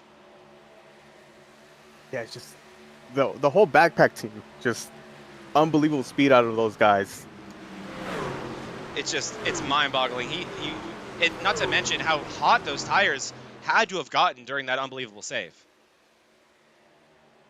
Oh yeah, so the one thing you don't want to do is you don't want to lose control, because then you start getting flat spots, and from what I've learned from a person who had mentored me was you got to give it a couple laps before you could go hard again. Yeah, it's almost like a friend or a wife or girlfriend that you made really angry. Give them a few days. They'll calm down. They'll be fine. Kind of how the tires are when they're pissed off at you. Just give them some time, and they'll relax. As Geyer has moved up to 3rd, and I'll tell you what, Alex Hillman, he has just not had it the way that we're used to in the past month or so here at Miami today. He's been, I'm saying he doesn't have it as he runs in 4th place.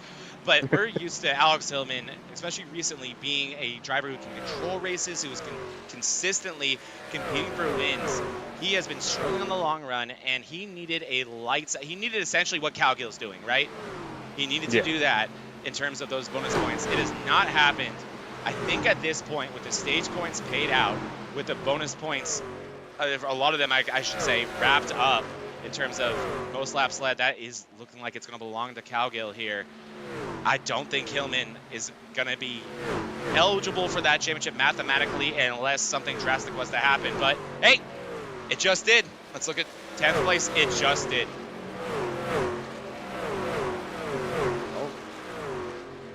Was that pit stop? Yeah, I could turn that upside down, and there still is one more pit stop. At least all these boys are going to have to do. So there is still one more opportunity for this race to go upside down. It can go upside down for Cowgill, the same way it did for Panzarella. And if Hillman is the lucky one, I'm forgetting the word, the victor of that situation, then that could be enough. Oh man, Sanchez hits the wall on entry there. Yeah, but mathematically speaking, if they make it to 120 and they pit there, oh, sorry, not 120, 125, they have enough to make it to the end of the race. Barely. But yes, that is but it has to when be, the window would open, right? Yeah. It has to be minimum 125. I don't think we're going to see anybody pit till then. They are out of their mind if they do. I completely agree.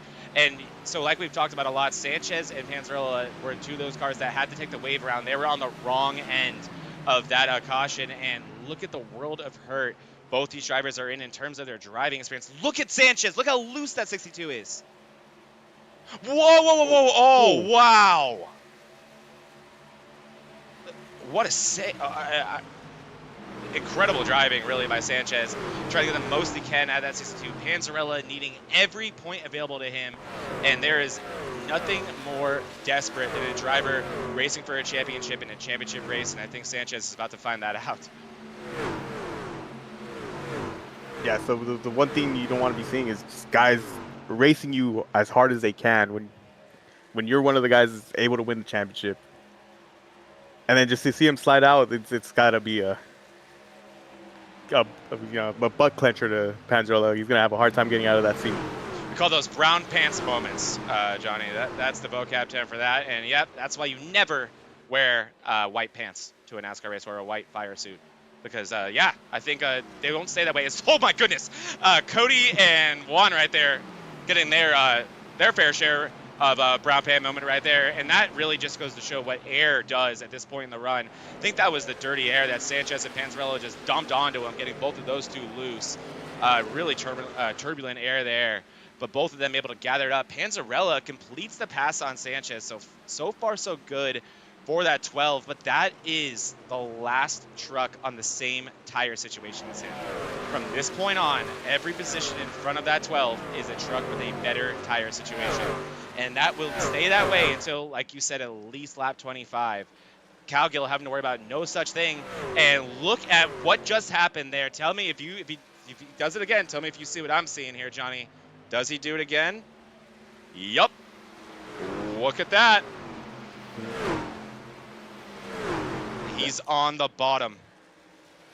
I'm pretty sure at this point he realized, or maybe, I don't know, because so him and Geyer, I'm starting to see similarities between them. They both don't run what the rest of the pack is running.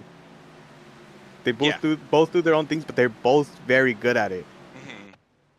I mean, we saw Cowgill try to use the bottom earlier, and he almost slid out in front of Lolis. But I'm assuming that either he knew how to run it with fresher tires and he's running it now, and just wanted to throw everybody off, maybe. Yeah, it's hard to read these guys. I mean, not to mention clean air, right? That is another reason why you you run where they don't, because you want that clean air, especially if you're looking at something like Cowgill and you're watching him as Dalton Geyer using the wall on the straightaway. That's Ross Chastain again the whole way around the track. I mean. Again, running what nobody else will run. Yeah. Okay, well, I try to get my...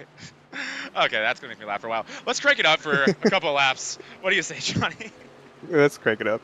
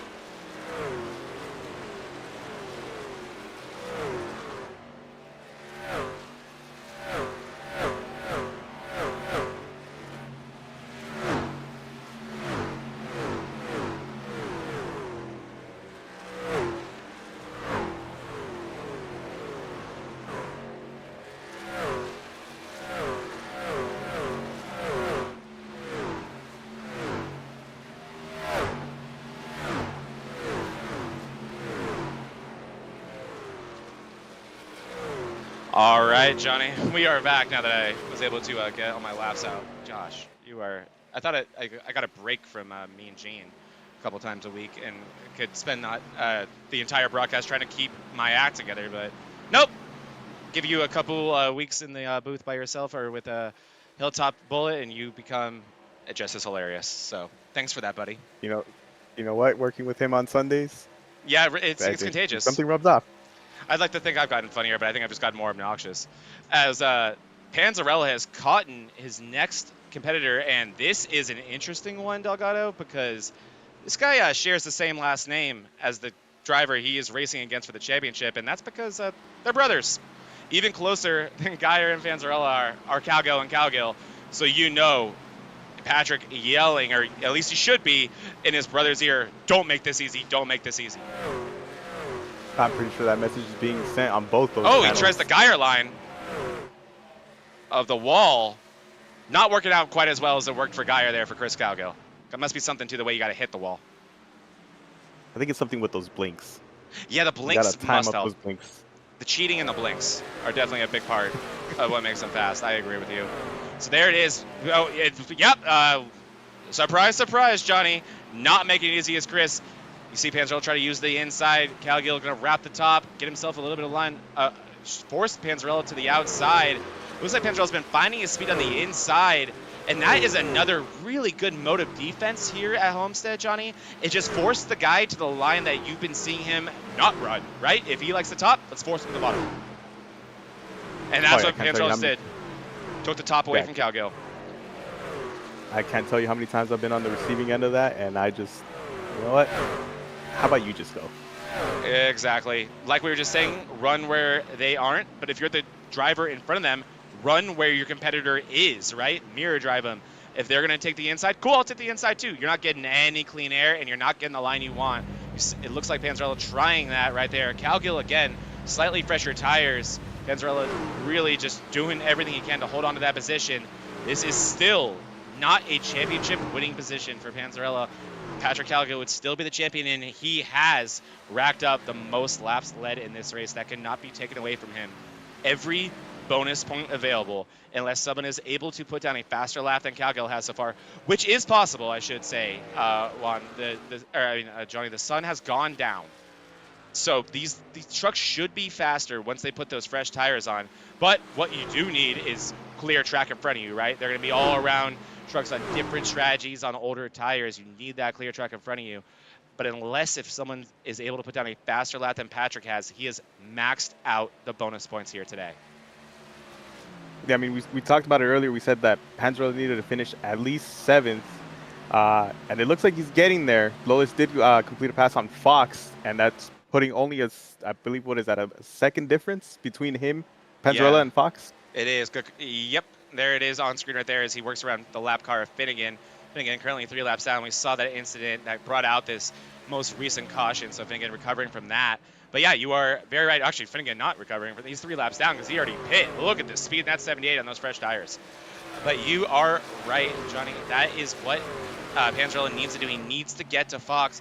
And I don't even think Fox is enough. Fox is the tiebreaker. And like we talked about, Patrick owns that tiebreaker. So Fox isn't enough. Oh, that's when it gets scary. Because even catching Fox is it has to feel nearly impossible. Fox has been so fast, especially in the latter half of this race. Oh man, that will help.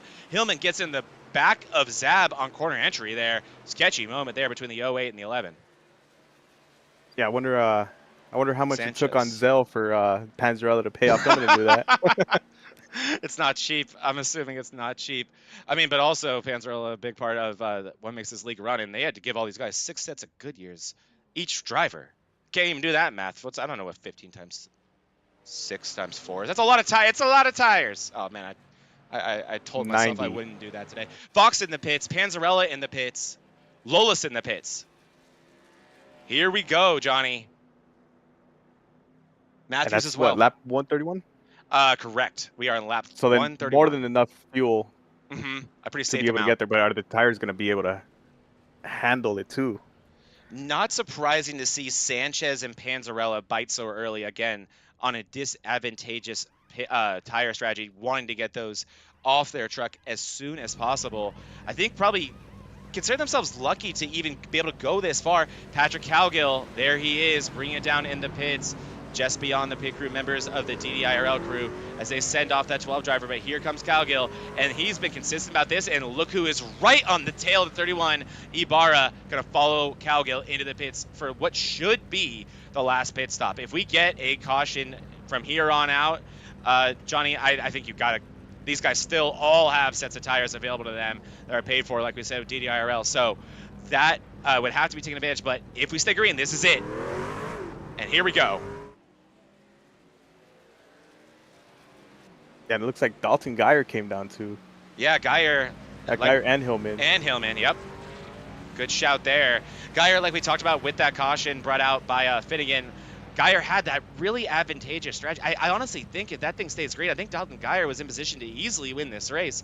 The stage was at the halfway point, right? So the same thing would have happened had that caution not happened. But Geyer now even with everybody else, but that is certainly not necessarily a bad thing for that 36. He is definitely at the speed to contend.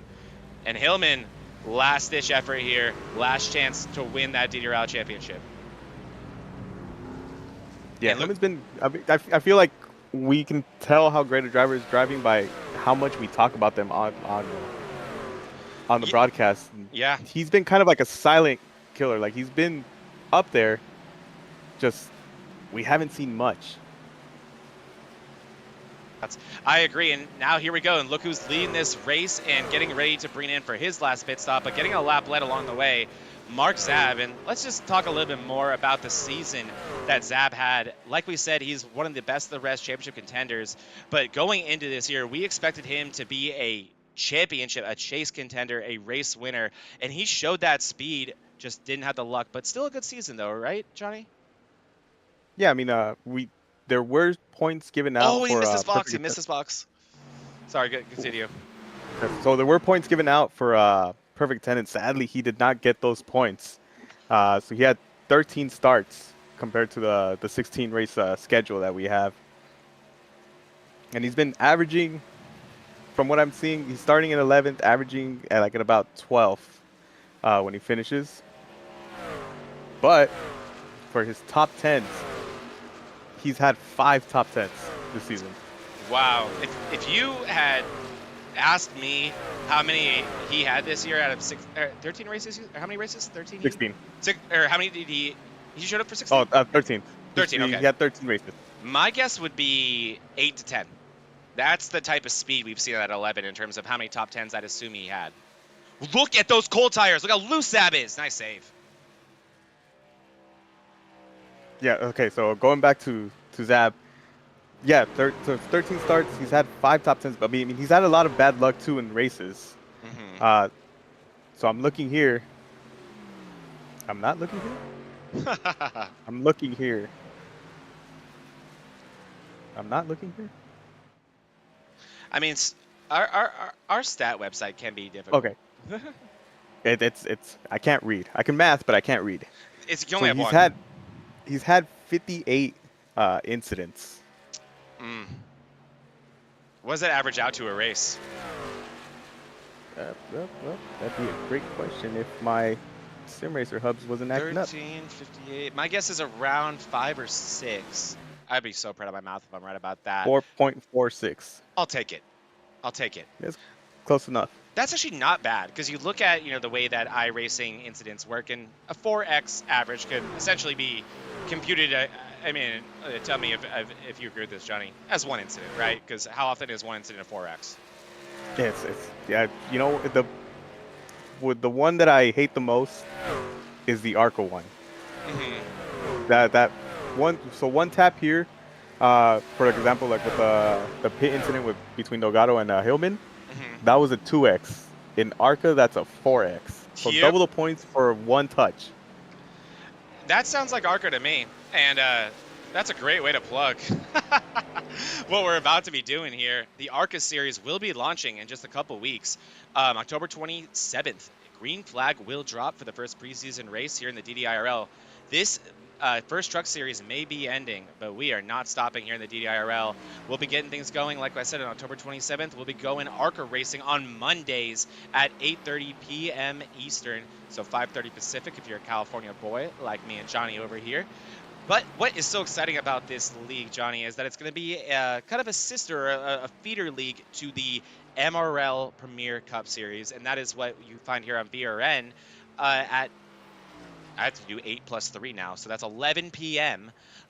Eastern and 8 p.m. Pacific here on VRN. And in my opinion, Johnny, that is the best collection of talent on this network, but I'll go a step above that. I think the best collection of talent I've really ever seen top to bottom in a league. So this ARCA League will likely, or is going to act as sort of a feeder in a sister league to that. The races will be lapped, but they'll be up to 90 minutes. And the reason for that is so they end right when MRL Cup Series practice begins. So if you do want to be a driver and run double duty, that is available to you as long as you're underneath that 2.5K I rating requirement to race in the ARCA Series. And also champions of the ARCA Series will be forced to move on to the MRL Cup Series to continue to strengthen that league if there's a such thing. But I am so excited to get things started on Mondays. You're going to have Zach Panzarella in that league. You're going to have all of Backpack has signed up for it, plus a lot of really exciting drivers. Philip Beaver, who we saw on some of the exhibition races here on VRN, will be signed up full-time, as well as we have Hilltop Bullet as the full-time commentator alongside Michael Mata, so an all-star broadcasting booth in there. So excited about what that league is shaping up to be, and a double header here on VRN is going to be a lot of fun, Johnny. And what's even better too is if you're not a driver, but you love seeing these broadcasts that we bring out for you guys, both of them will be live. Yes, so so Hilltop Bullet will be live for Monday ARCA. Not sure, correct me if do we have another broadcaster with him? Yeah, Michael Mata will be his permanent color commentator with him. Michael Mata joined the VRN team. You may have seen him on a few other networks working alongside Case of Beer. Great broadcasts by those guys over at MC Motorsports Broadcasting. Check them out and subscribe to them as well. But yeah, Michael Mata will be joining the VRN team alongside Hilltop. They're going to be great. And also they'll be bringing in some special guests from the top of the Premier Series. Guys like Jordan Fisher, Tony Iverson, Colin Bollinger. Unbelievably fast drivers, Johnny. I am legit talking some of the best in the world. Colin Bollinger's 21 years old. How upset does that make you? Will be joining the booth periodically to offer some expert insight. And so it's going to be an ever-changing booth. I am very excited for what that's going to look on the VRN side of things as well. And like you said, live. You know what? 21 and expert in the same sentence, I would have never dreamed of. 21 and faster than me hurts pretty bad. Yeah. But then, like I was saying for the viewers, you get to watch that live, and then you go into Monday's Cup live with Zach Panzarella and Mean Gene Money. And yeah, those two have been having way too much fun in the broadcast. But the reason why is because, again, the best racing you will see is over there. But that is, I'd say that right here in the DRL, it's a close second, and if not coming equal. And this right here, Tommy Fox looking to take home that Best of the Rest championship, and Panzarella making the pass for what would likely be his championship. If he is able to complete this pass on Tommy, he is comfortably in that situation to be the champion. I think 6th is not enough. I mean, it is enough mathematically, but it's not for comfort.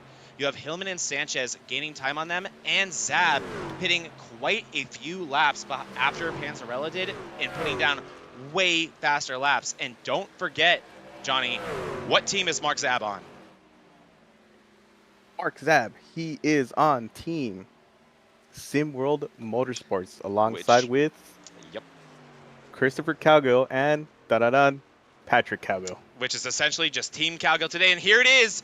This would be the pass, and there it is. Panzarella gets around Fox, and Fox going to potentially fight back here. We'll see. That puts Panzarella in position to win this championship as long as he can keep everyone who is behind him. And the one I'm worried about the most, if I'm him, has got to be Zab. He is lights out fast right now. He's actually the fastest truck on the track right now, Johnny. I mean, it's no surprise there. He's always been a great runner, but he still also has to get ahead of Hillman, who at And this point Sanchez. I'm wondering, and Sanchez, but Hillman being subsidiary teammates to Zach Panzarella, he's gonna give him a fight. I'm assuming at this point. Right, and that is likely what you're hearing over the Discords right now is return that favor that Chris Cowgill gave to Zap Panzarella. Give Zab hell is likely what you're hearing on that Discord right now. Alex Hillman, like we've talked about, this race just not going his way. And I also feel a little bit bad. We're kind of ignoring up front. And the reason why is Patrick Cowgill has figured this out. And there it is again, Johnny. That is why I think he has. I mean, it takes two things. It takes the willingness to adjust, and it takes the talent to be able to. You know, I wish it was something we saw him do a lot earlier, but I mean, he's a championship winner. Who am I to judge him? All I am is a student now at this point. This is going to be if this race, 16 to go right now, if this was to finish now, Panzarella would be the champion. Patrick Cowgill would finish the chase with 2 wins and only 1 finish worse than second place. That an insane stats for Patrick Cowgill. To not be able to claim that championship would, you'd think, have to hurt, but I mean, I think what would be a great medicine for that pain would be another trophy here at Miami Speedway if Patrick can hold on. So, I mean, a win is a win, and it's one thing that has to be mentioned too. You know who hasn't gotten one of those? The guy in position to win the championship right now has not been, I mean, honestly, even close to victory lane here in this chase. Yeah, I mean, we got. So see if I can look this up real quick. Oh yeah, the stats between Panzarella and Cowgill, yeah, gotta be fascinating, and probably a tale of 2 seasons. Really, is what it would feel like. Is what would be my assumption. Yeah, it just seems so out of character for Panzarella to not get a win in the chase. I don't know if that comfort gap that he had maybe got to him a little bit, where he was just like, hey, you know what? As long as I finish good, and now here he is getting threatened for that championship win. Yeah, sometimes being a man racing with nothing to lose is better racing than being a man with everything to lose, and I think that's probably the mentality that you could kind of assume that Patrick and Zach had in terms of their dichotomy right there. Panzarella really just trying to points race, defend that lead, while Cowgill going out there every week and just thinking, I need to win. And more often than not, either getting it done or coming up 1 spot short. But yeah, looking at the top 5s on the season, Panzarella with 11 and Cowgill with 10.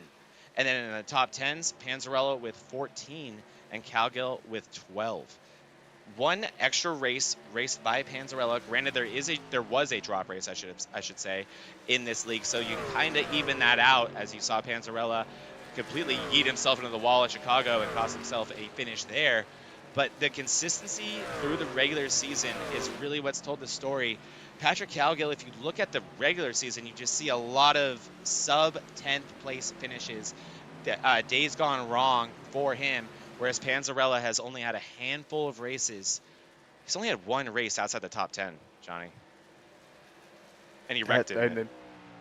That was the road course, correct? That was the street course. I happen to be a little just annoying nerd on to you real quick. That's the street course of Chicago, yeah, where we saw Panzarella head first into the wall, too distracted by that beautiful paint scheme from Jerry Rose, and cost himself a finish there. But yeah, that was what it took to get him outside the top 10, and killing them with the consistency has really been the motto for that 12 really all season.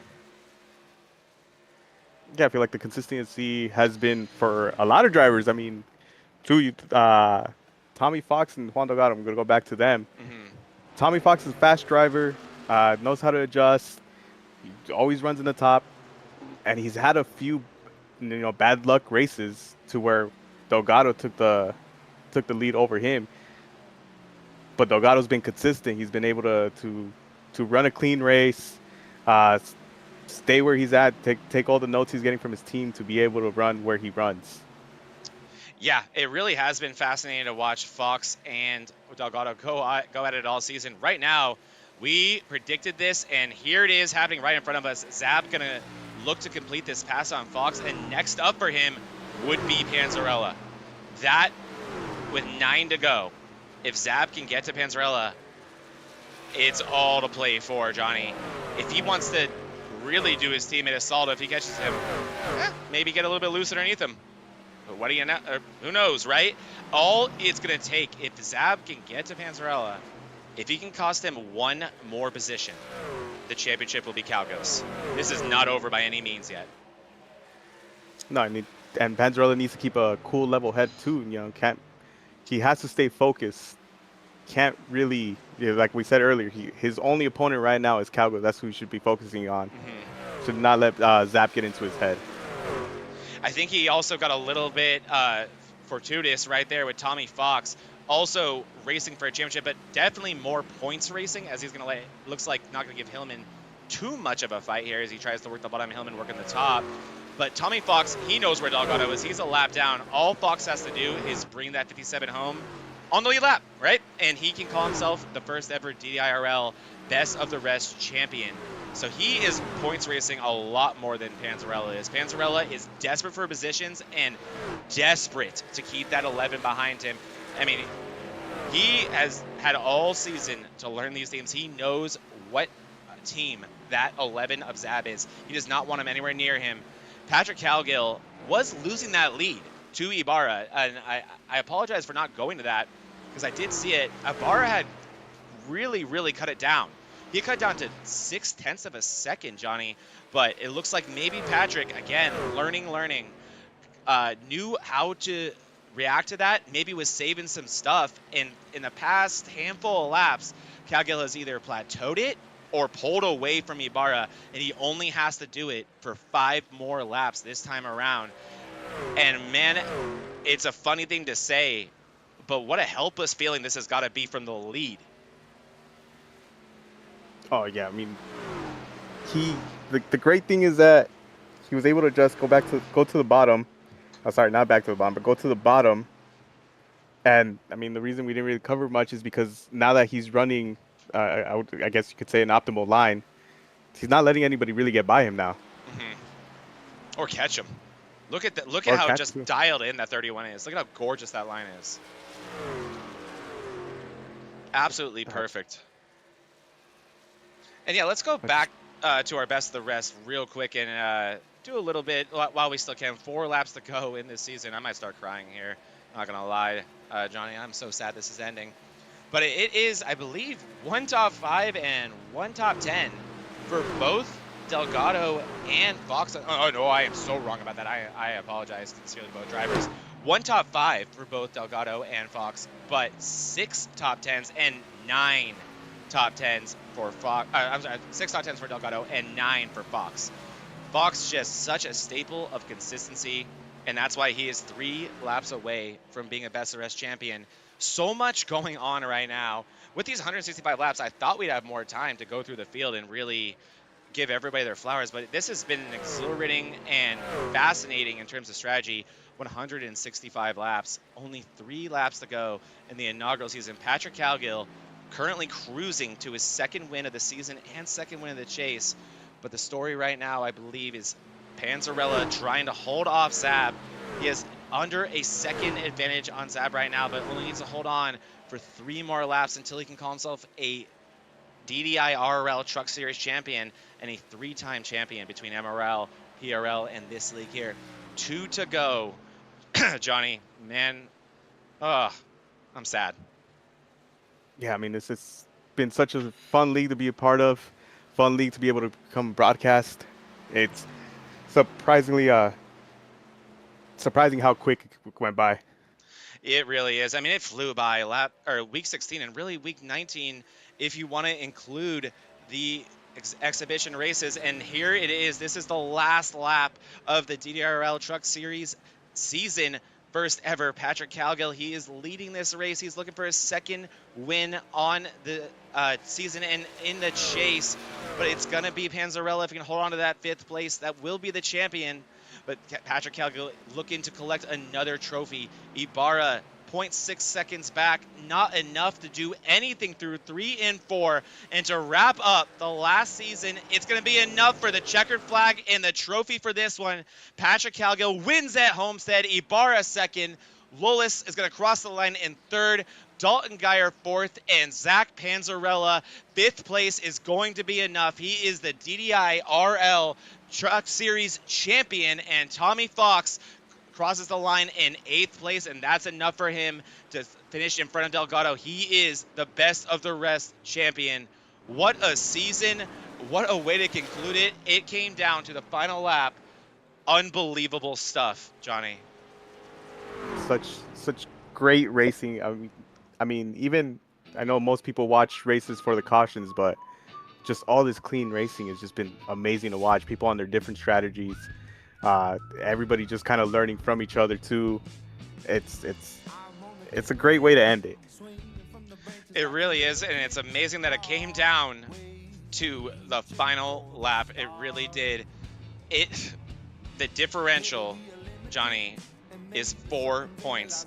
Panzarella came in here with a 25-point advantage, and he's going to exit the champion by only 4 points. I can say with all completely genuine, I don't think there is anything else Patrick Cowgill could have done. A perfect race from that 31, and the consistency somehow able to carry that 12 to the first championship in this league. That was unbelievable to see how that panned out there. It looked so doom and gloom for that 12 about 30 laps ago. Oh yeah, coming into this race knowing that he had a comfortable lead, it all got diminished, and had to race with all heart out on the track. It's got to be a great feeling for him right now. It's unbelievable. There's nothing like winning a championship. It all comes rushing back to you. Everything that led up to it really hits you in this moment.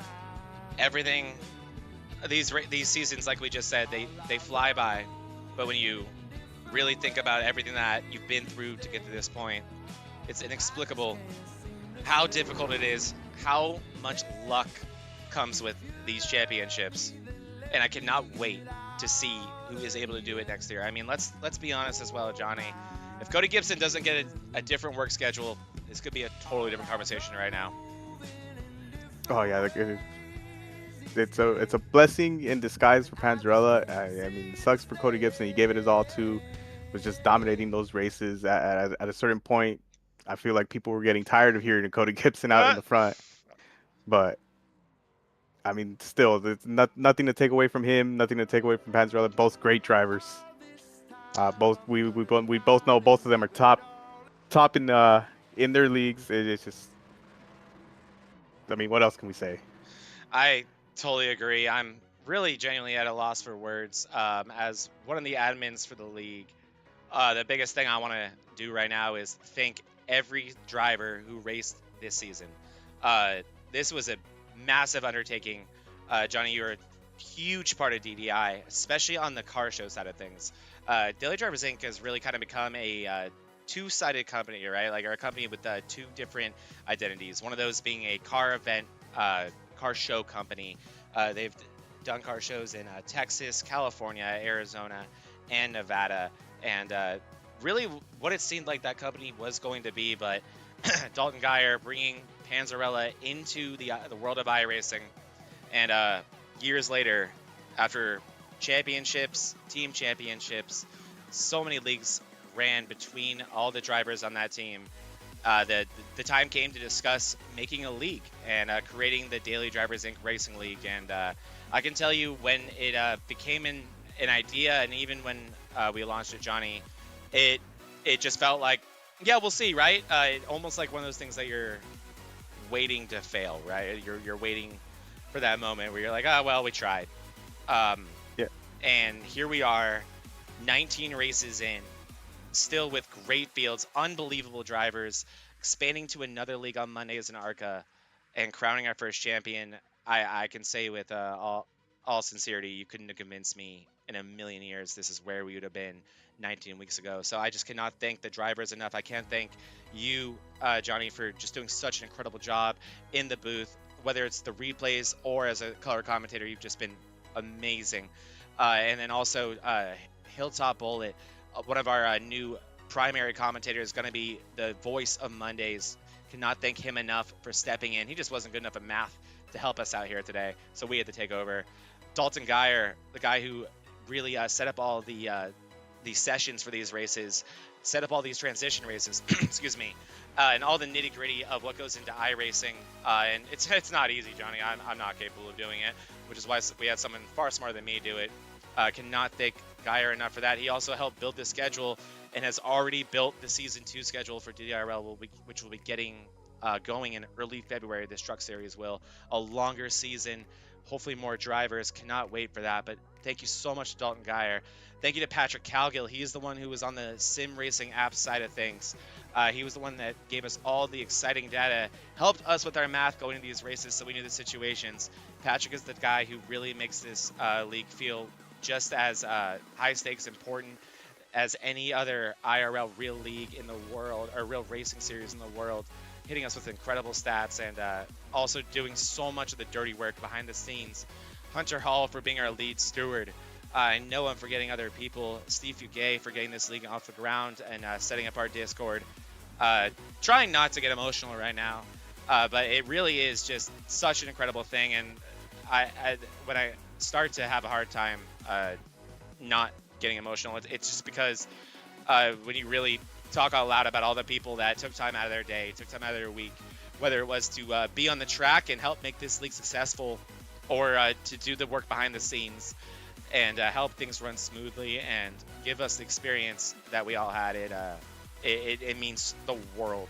And that truly, as someone who, again, is one of the owners of this league, is what motivated us to need a Monday league, to need to keep momentum rolling. The plan was, to be completely transparent, the plan was to end this season here, right, Johnny, and take a break until February, take a 4-month break. But no, these drivers, everyone that just works so hard in this league, essentially gave us no choice in the best possible way to keep that momentum rolling. And I genuinely just cannot thank them enough. I feel like the luckiest guy in the world to have such an incredible team alongside me. And yeah, before I start crying, anything else you want to say? I mean,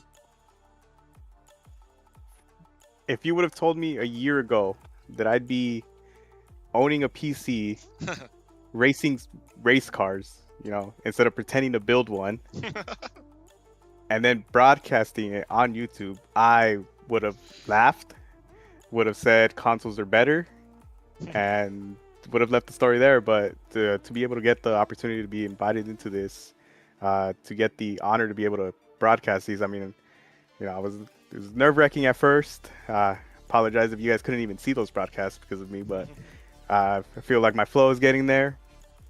But yeah, it's been awesome to be part of this. I mean, a lot of great drivers. I feel like I'm learning a lot. I feel like I'm growing as a racer.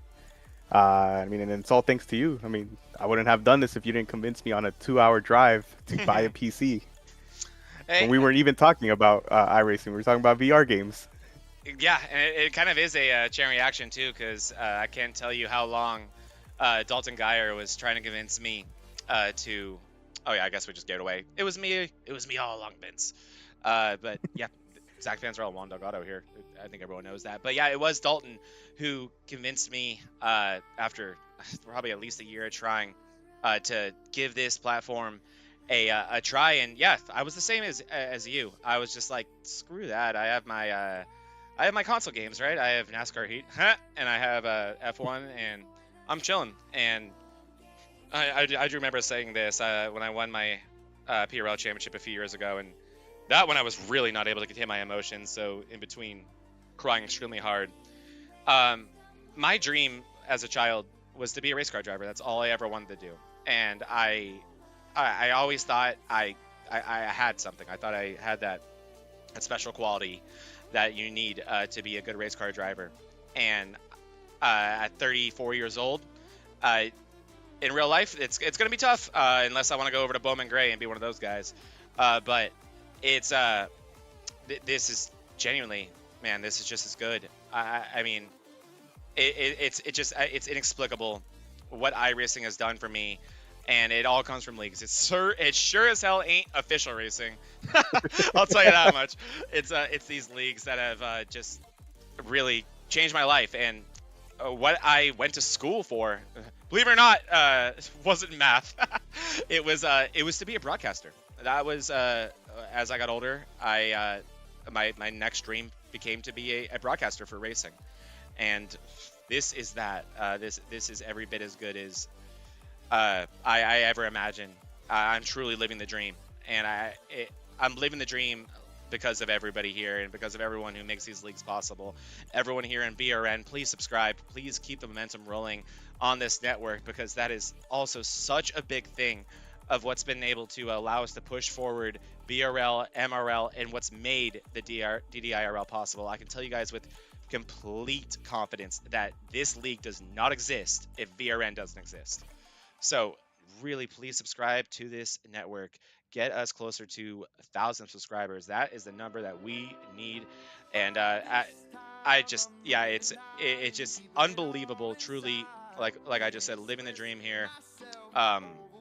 It's just it's incredible. And every year, yeah, it's insane how much you've had thrown at you in your first year here, Johnny, and how Juan, I'm just gonna call you Juan, how insane it's been. Because yeah, you pretty much fit in what my first 3 years were like in a year, and it's been incredible to watch. And yeah, you've done an unbelievable job in the booth, and the production quality has been second to none, doing such a good job. And it's in the booth, on the track, it's just been unbelievable to see all of this grow. And this isn't the end by any means.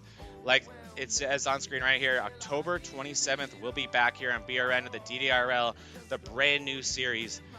Defending champion Panzarella will be there, racing in the ARCA series, as well as a lot of familiar faces and a lot of new faces. So anyone you know who qualifies underneath that 2.5K max I rating, hit them up.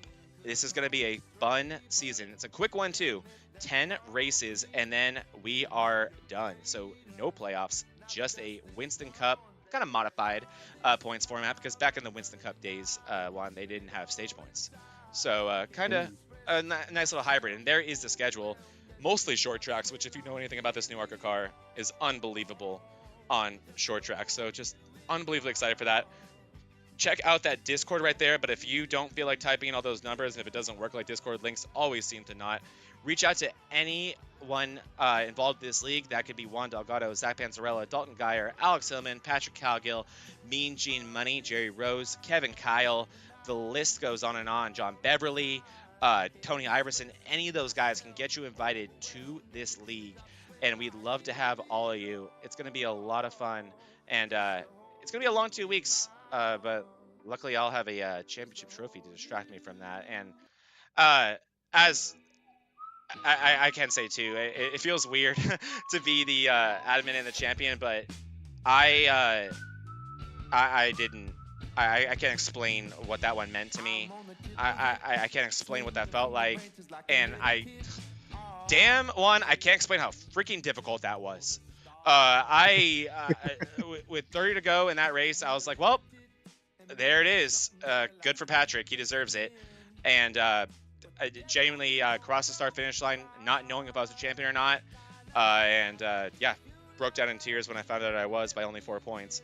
But just an unbelievable season, and it all hit me just in a crazy wave, just how difficult that was, how lucky I am, because I just been getting my ass kicked for the past 6 weeks by these guys.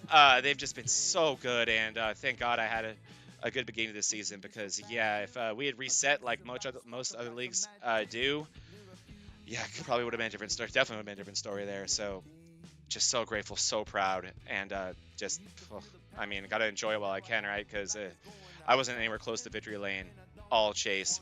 Patrick Cowgill unlocking something new, as well as all the backpack guys. Just what a season. Not to mention, like we talked about, guys like Cody Gibson, who looked like he just had the thing racked up and then had to unfortunately leave, opening up the door for people like Panzarella and Cowgill to capture this championship. But yeah, Patrick Cowgill wins the race. And yeah, last time I beat Cowgill for a championship, Juan, it was by 2 points. So it's never easy. I don't know how I have done it twice, but he has beaten me just as many times. But Cowgill, a staple of clean driving. I have nothing but respect and love for that guy. And yeah, actually, thank you for giving me the opportunity to tell that little teammate story now. And that is just another example of the beautiful thing about iRacing, because a lot of people thought me and Cowgill hated each other. They thought with how much we raced each other on the track and how high stakes it always was, that there was no way we liked each other. And I think him and I are one of the better examples of the camaraderie amongst racers and just how special that is. Yeah, I feel like once you race somebody with respect and they race with respect back, it's just a great moment. Like you don't see them as an enemy, you see them as a teammate on a different team. Yeah, you know, it's so true. But, having those guys you trust is such a big thing. And sorry, I cut you off. Go ahead. Like I was gonna say, you know, it's beautiful that you won the championship here with your first DDIRL league as the owner of DDI. But you know what? Next season comes, I don't think it's gonna be easy for you again. Oh no.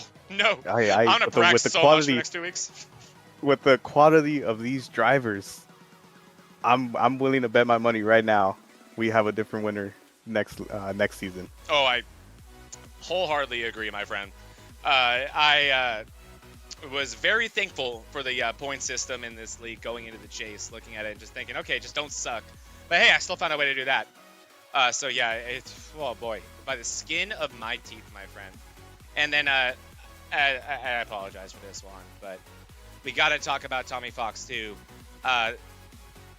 What a battle between Fox and yourself all season. It was just so incredible to watch you guys. And it was, from the outside looking in, obviously wanted my best friend to win a championship in his rookie season. But if it wasn't going to be you, generally I could not be happier to see a guy like Tommy Fox, an MRL regular, but also someone, actually, you know what?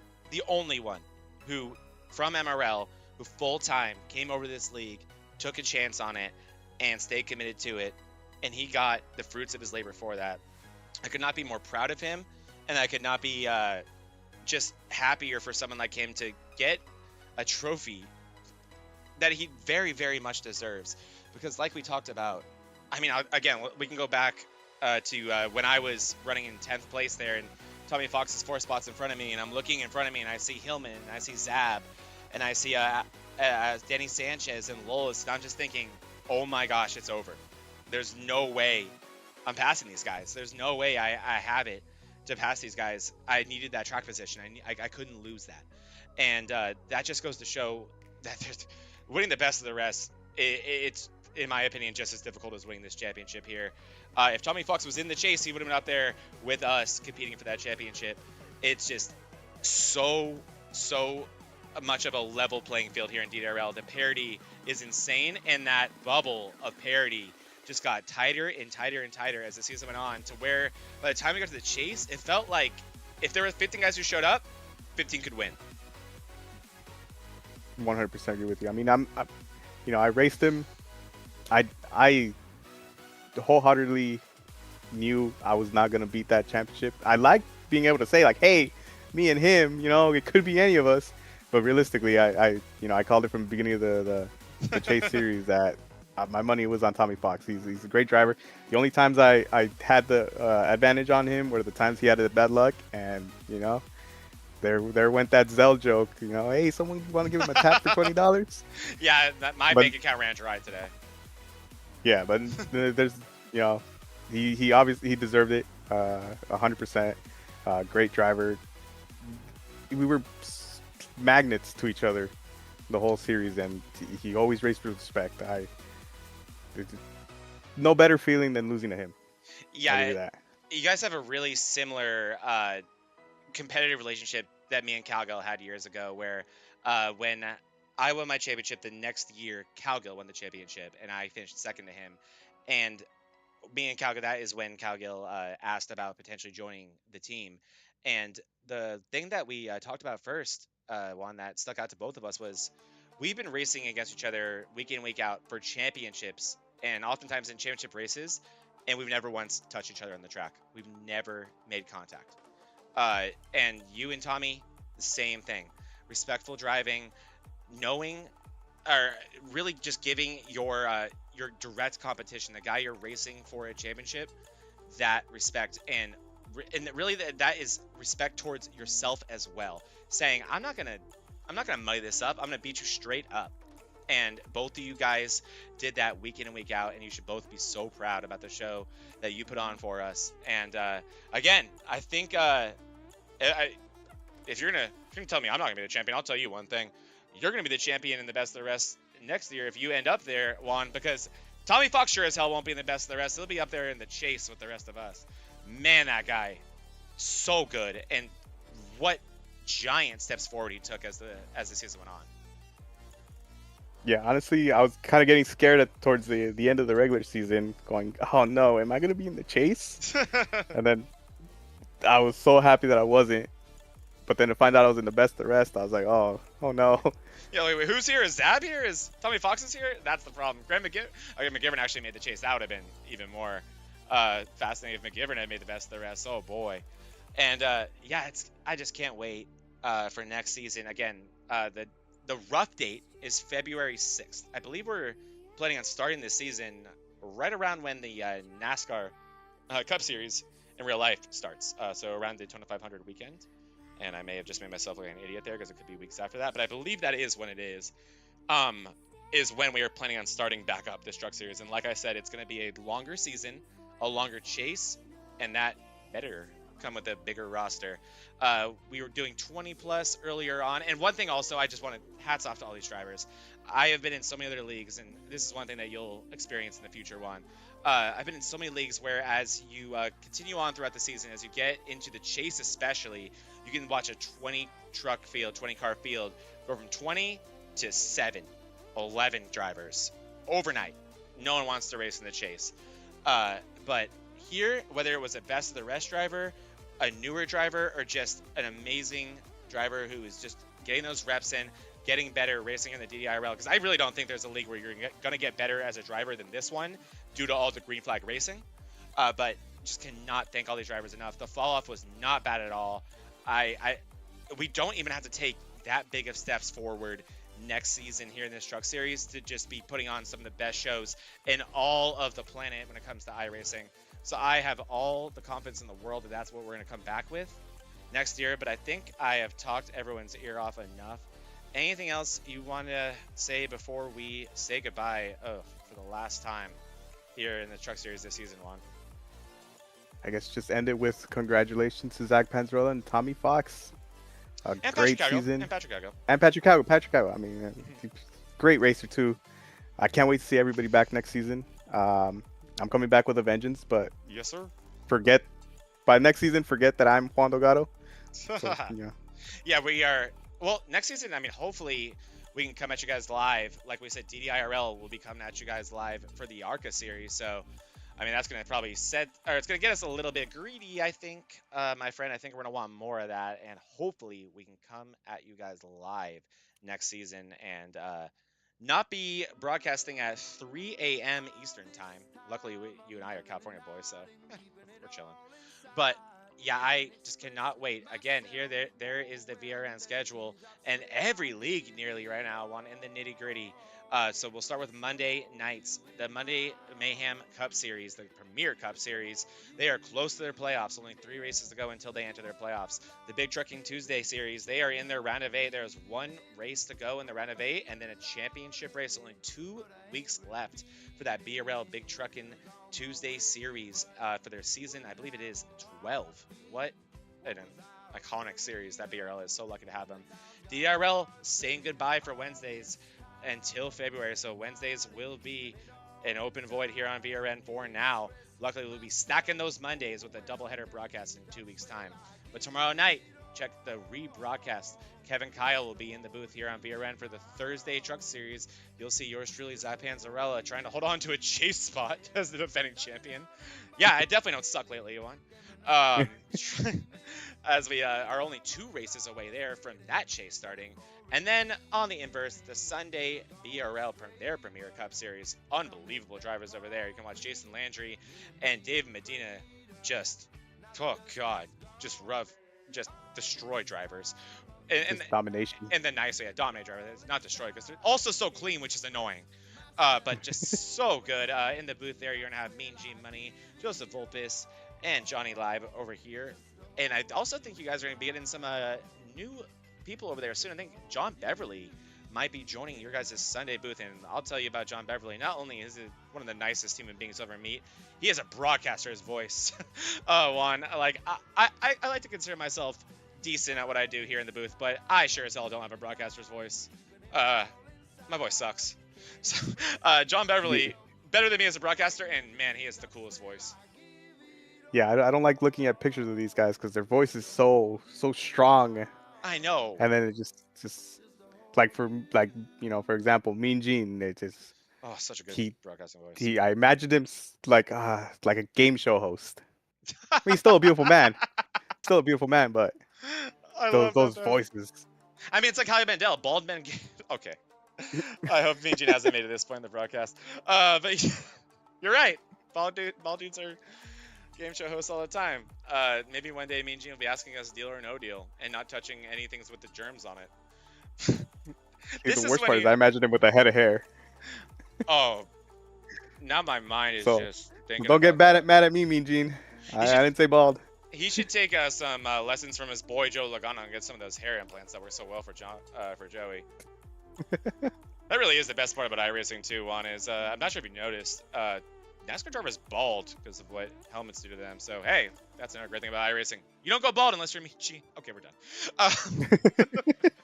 This is why we don't do podcast style after the broadcast. But, all right, guys. Before we go more off the rails, thank you all again so much for joining us for these broadcasts. Thank you to all of our sponsors, Daily Drivers Inc., Tuner Squad, Salmon Amateur Stores, KK Woodscapes, Chantilly Lace, Vortex Racing Network. Please subscribe here on BRN, youtube.com/@Vortex Racing Network. Comment on this video if you want to be part of our ARCA series and you don't have a Discord. We'll get you in there. But it's been an unbelievable first season here in the DDIRL Truck Series. Zach Panzarella is the champion. Patrick Cowgill is the final winner here at Miami. Tommy Fox, the best of the rest champion. It's been unbelievable, but we got to say goodbye eventually. Thank you guys for everything. We will miss you. We will see you in 2 weeks' time for the DDIRL ARCA series. But until then, and we'll be back, I should say, in February for this league right here. We'll be bringing back the DDIRL Truck Series in February. Thank you all from the bottom of my heart. It's been some of the best 19 weeks of my life. And I really just, I can't say anything else besides just thank you. We love you all. For the last time this season, signing off, Johnny Replay and YZ.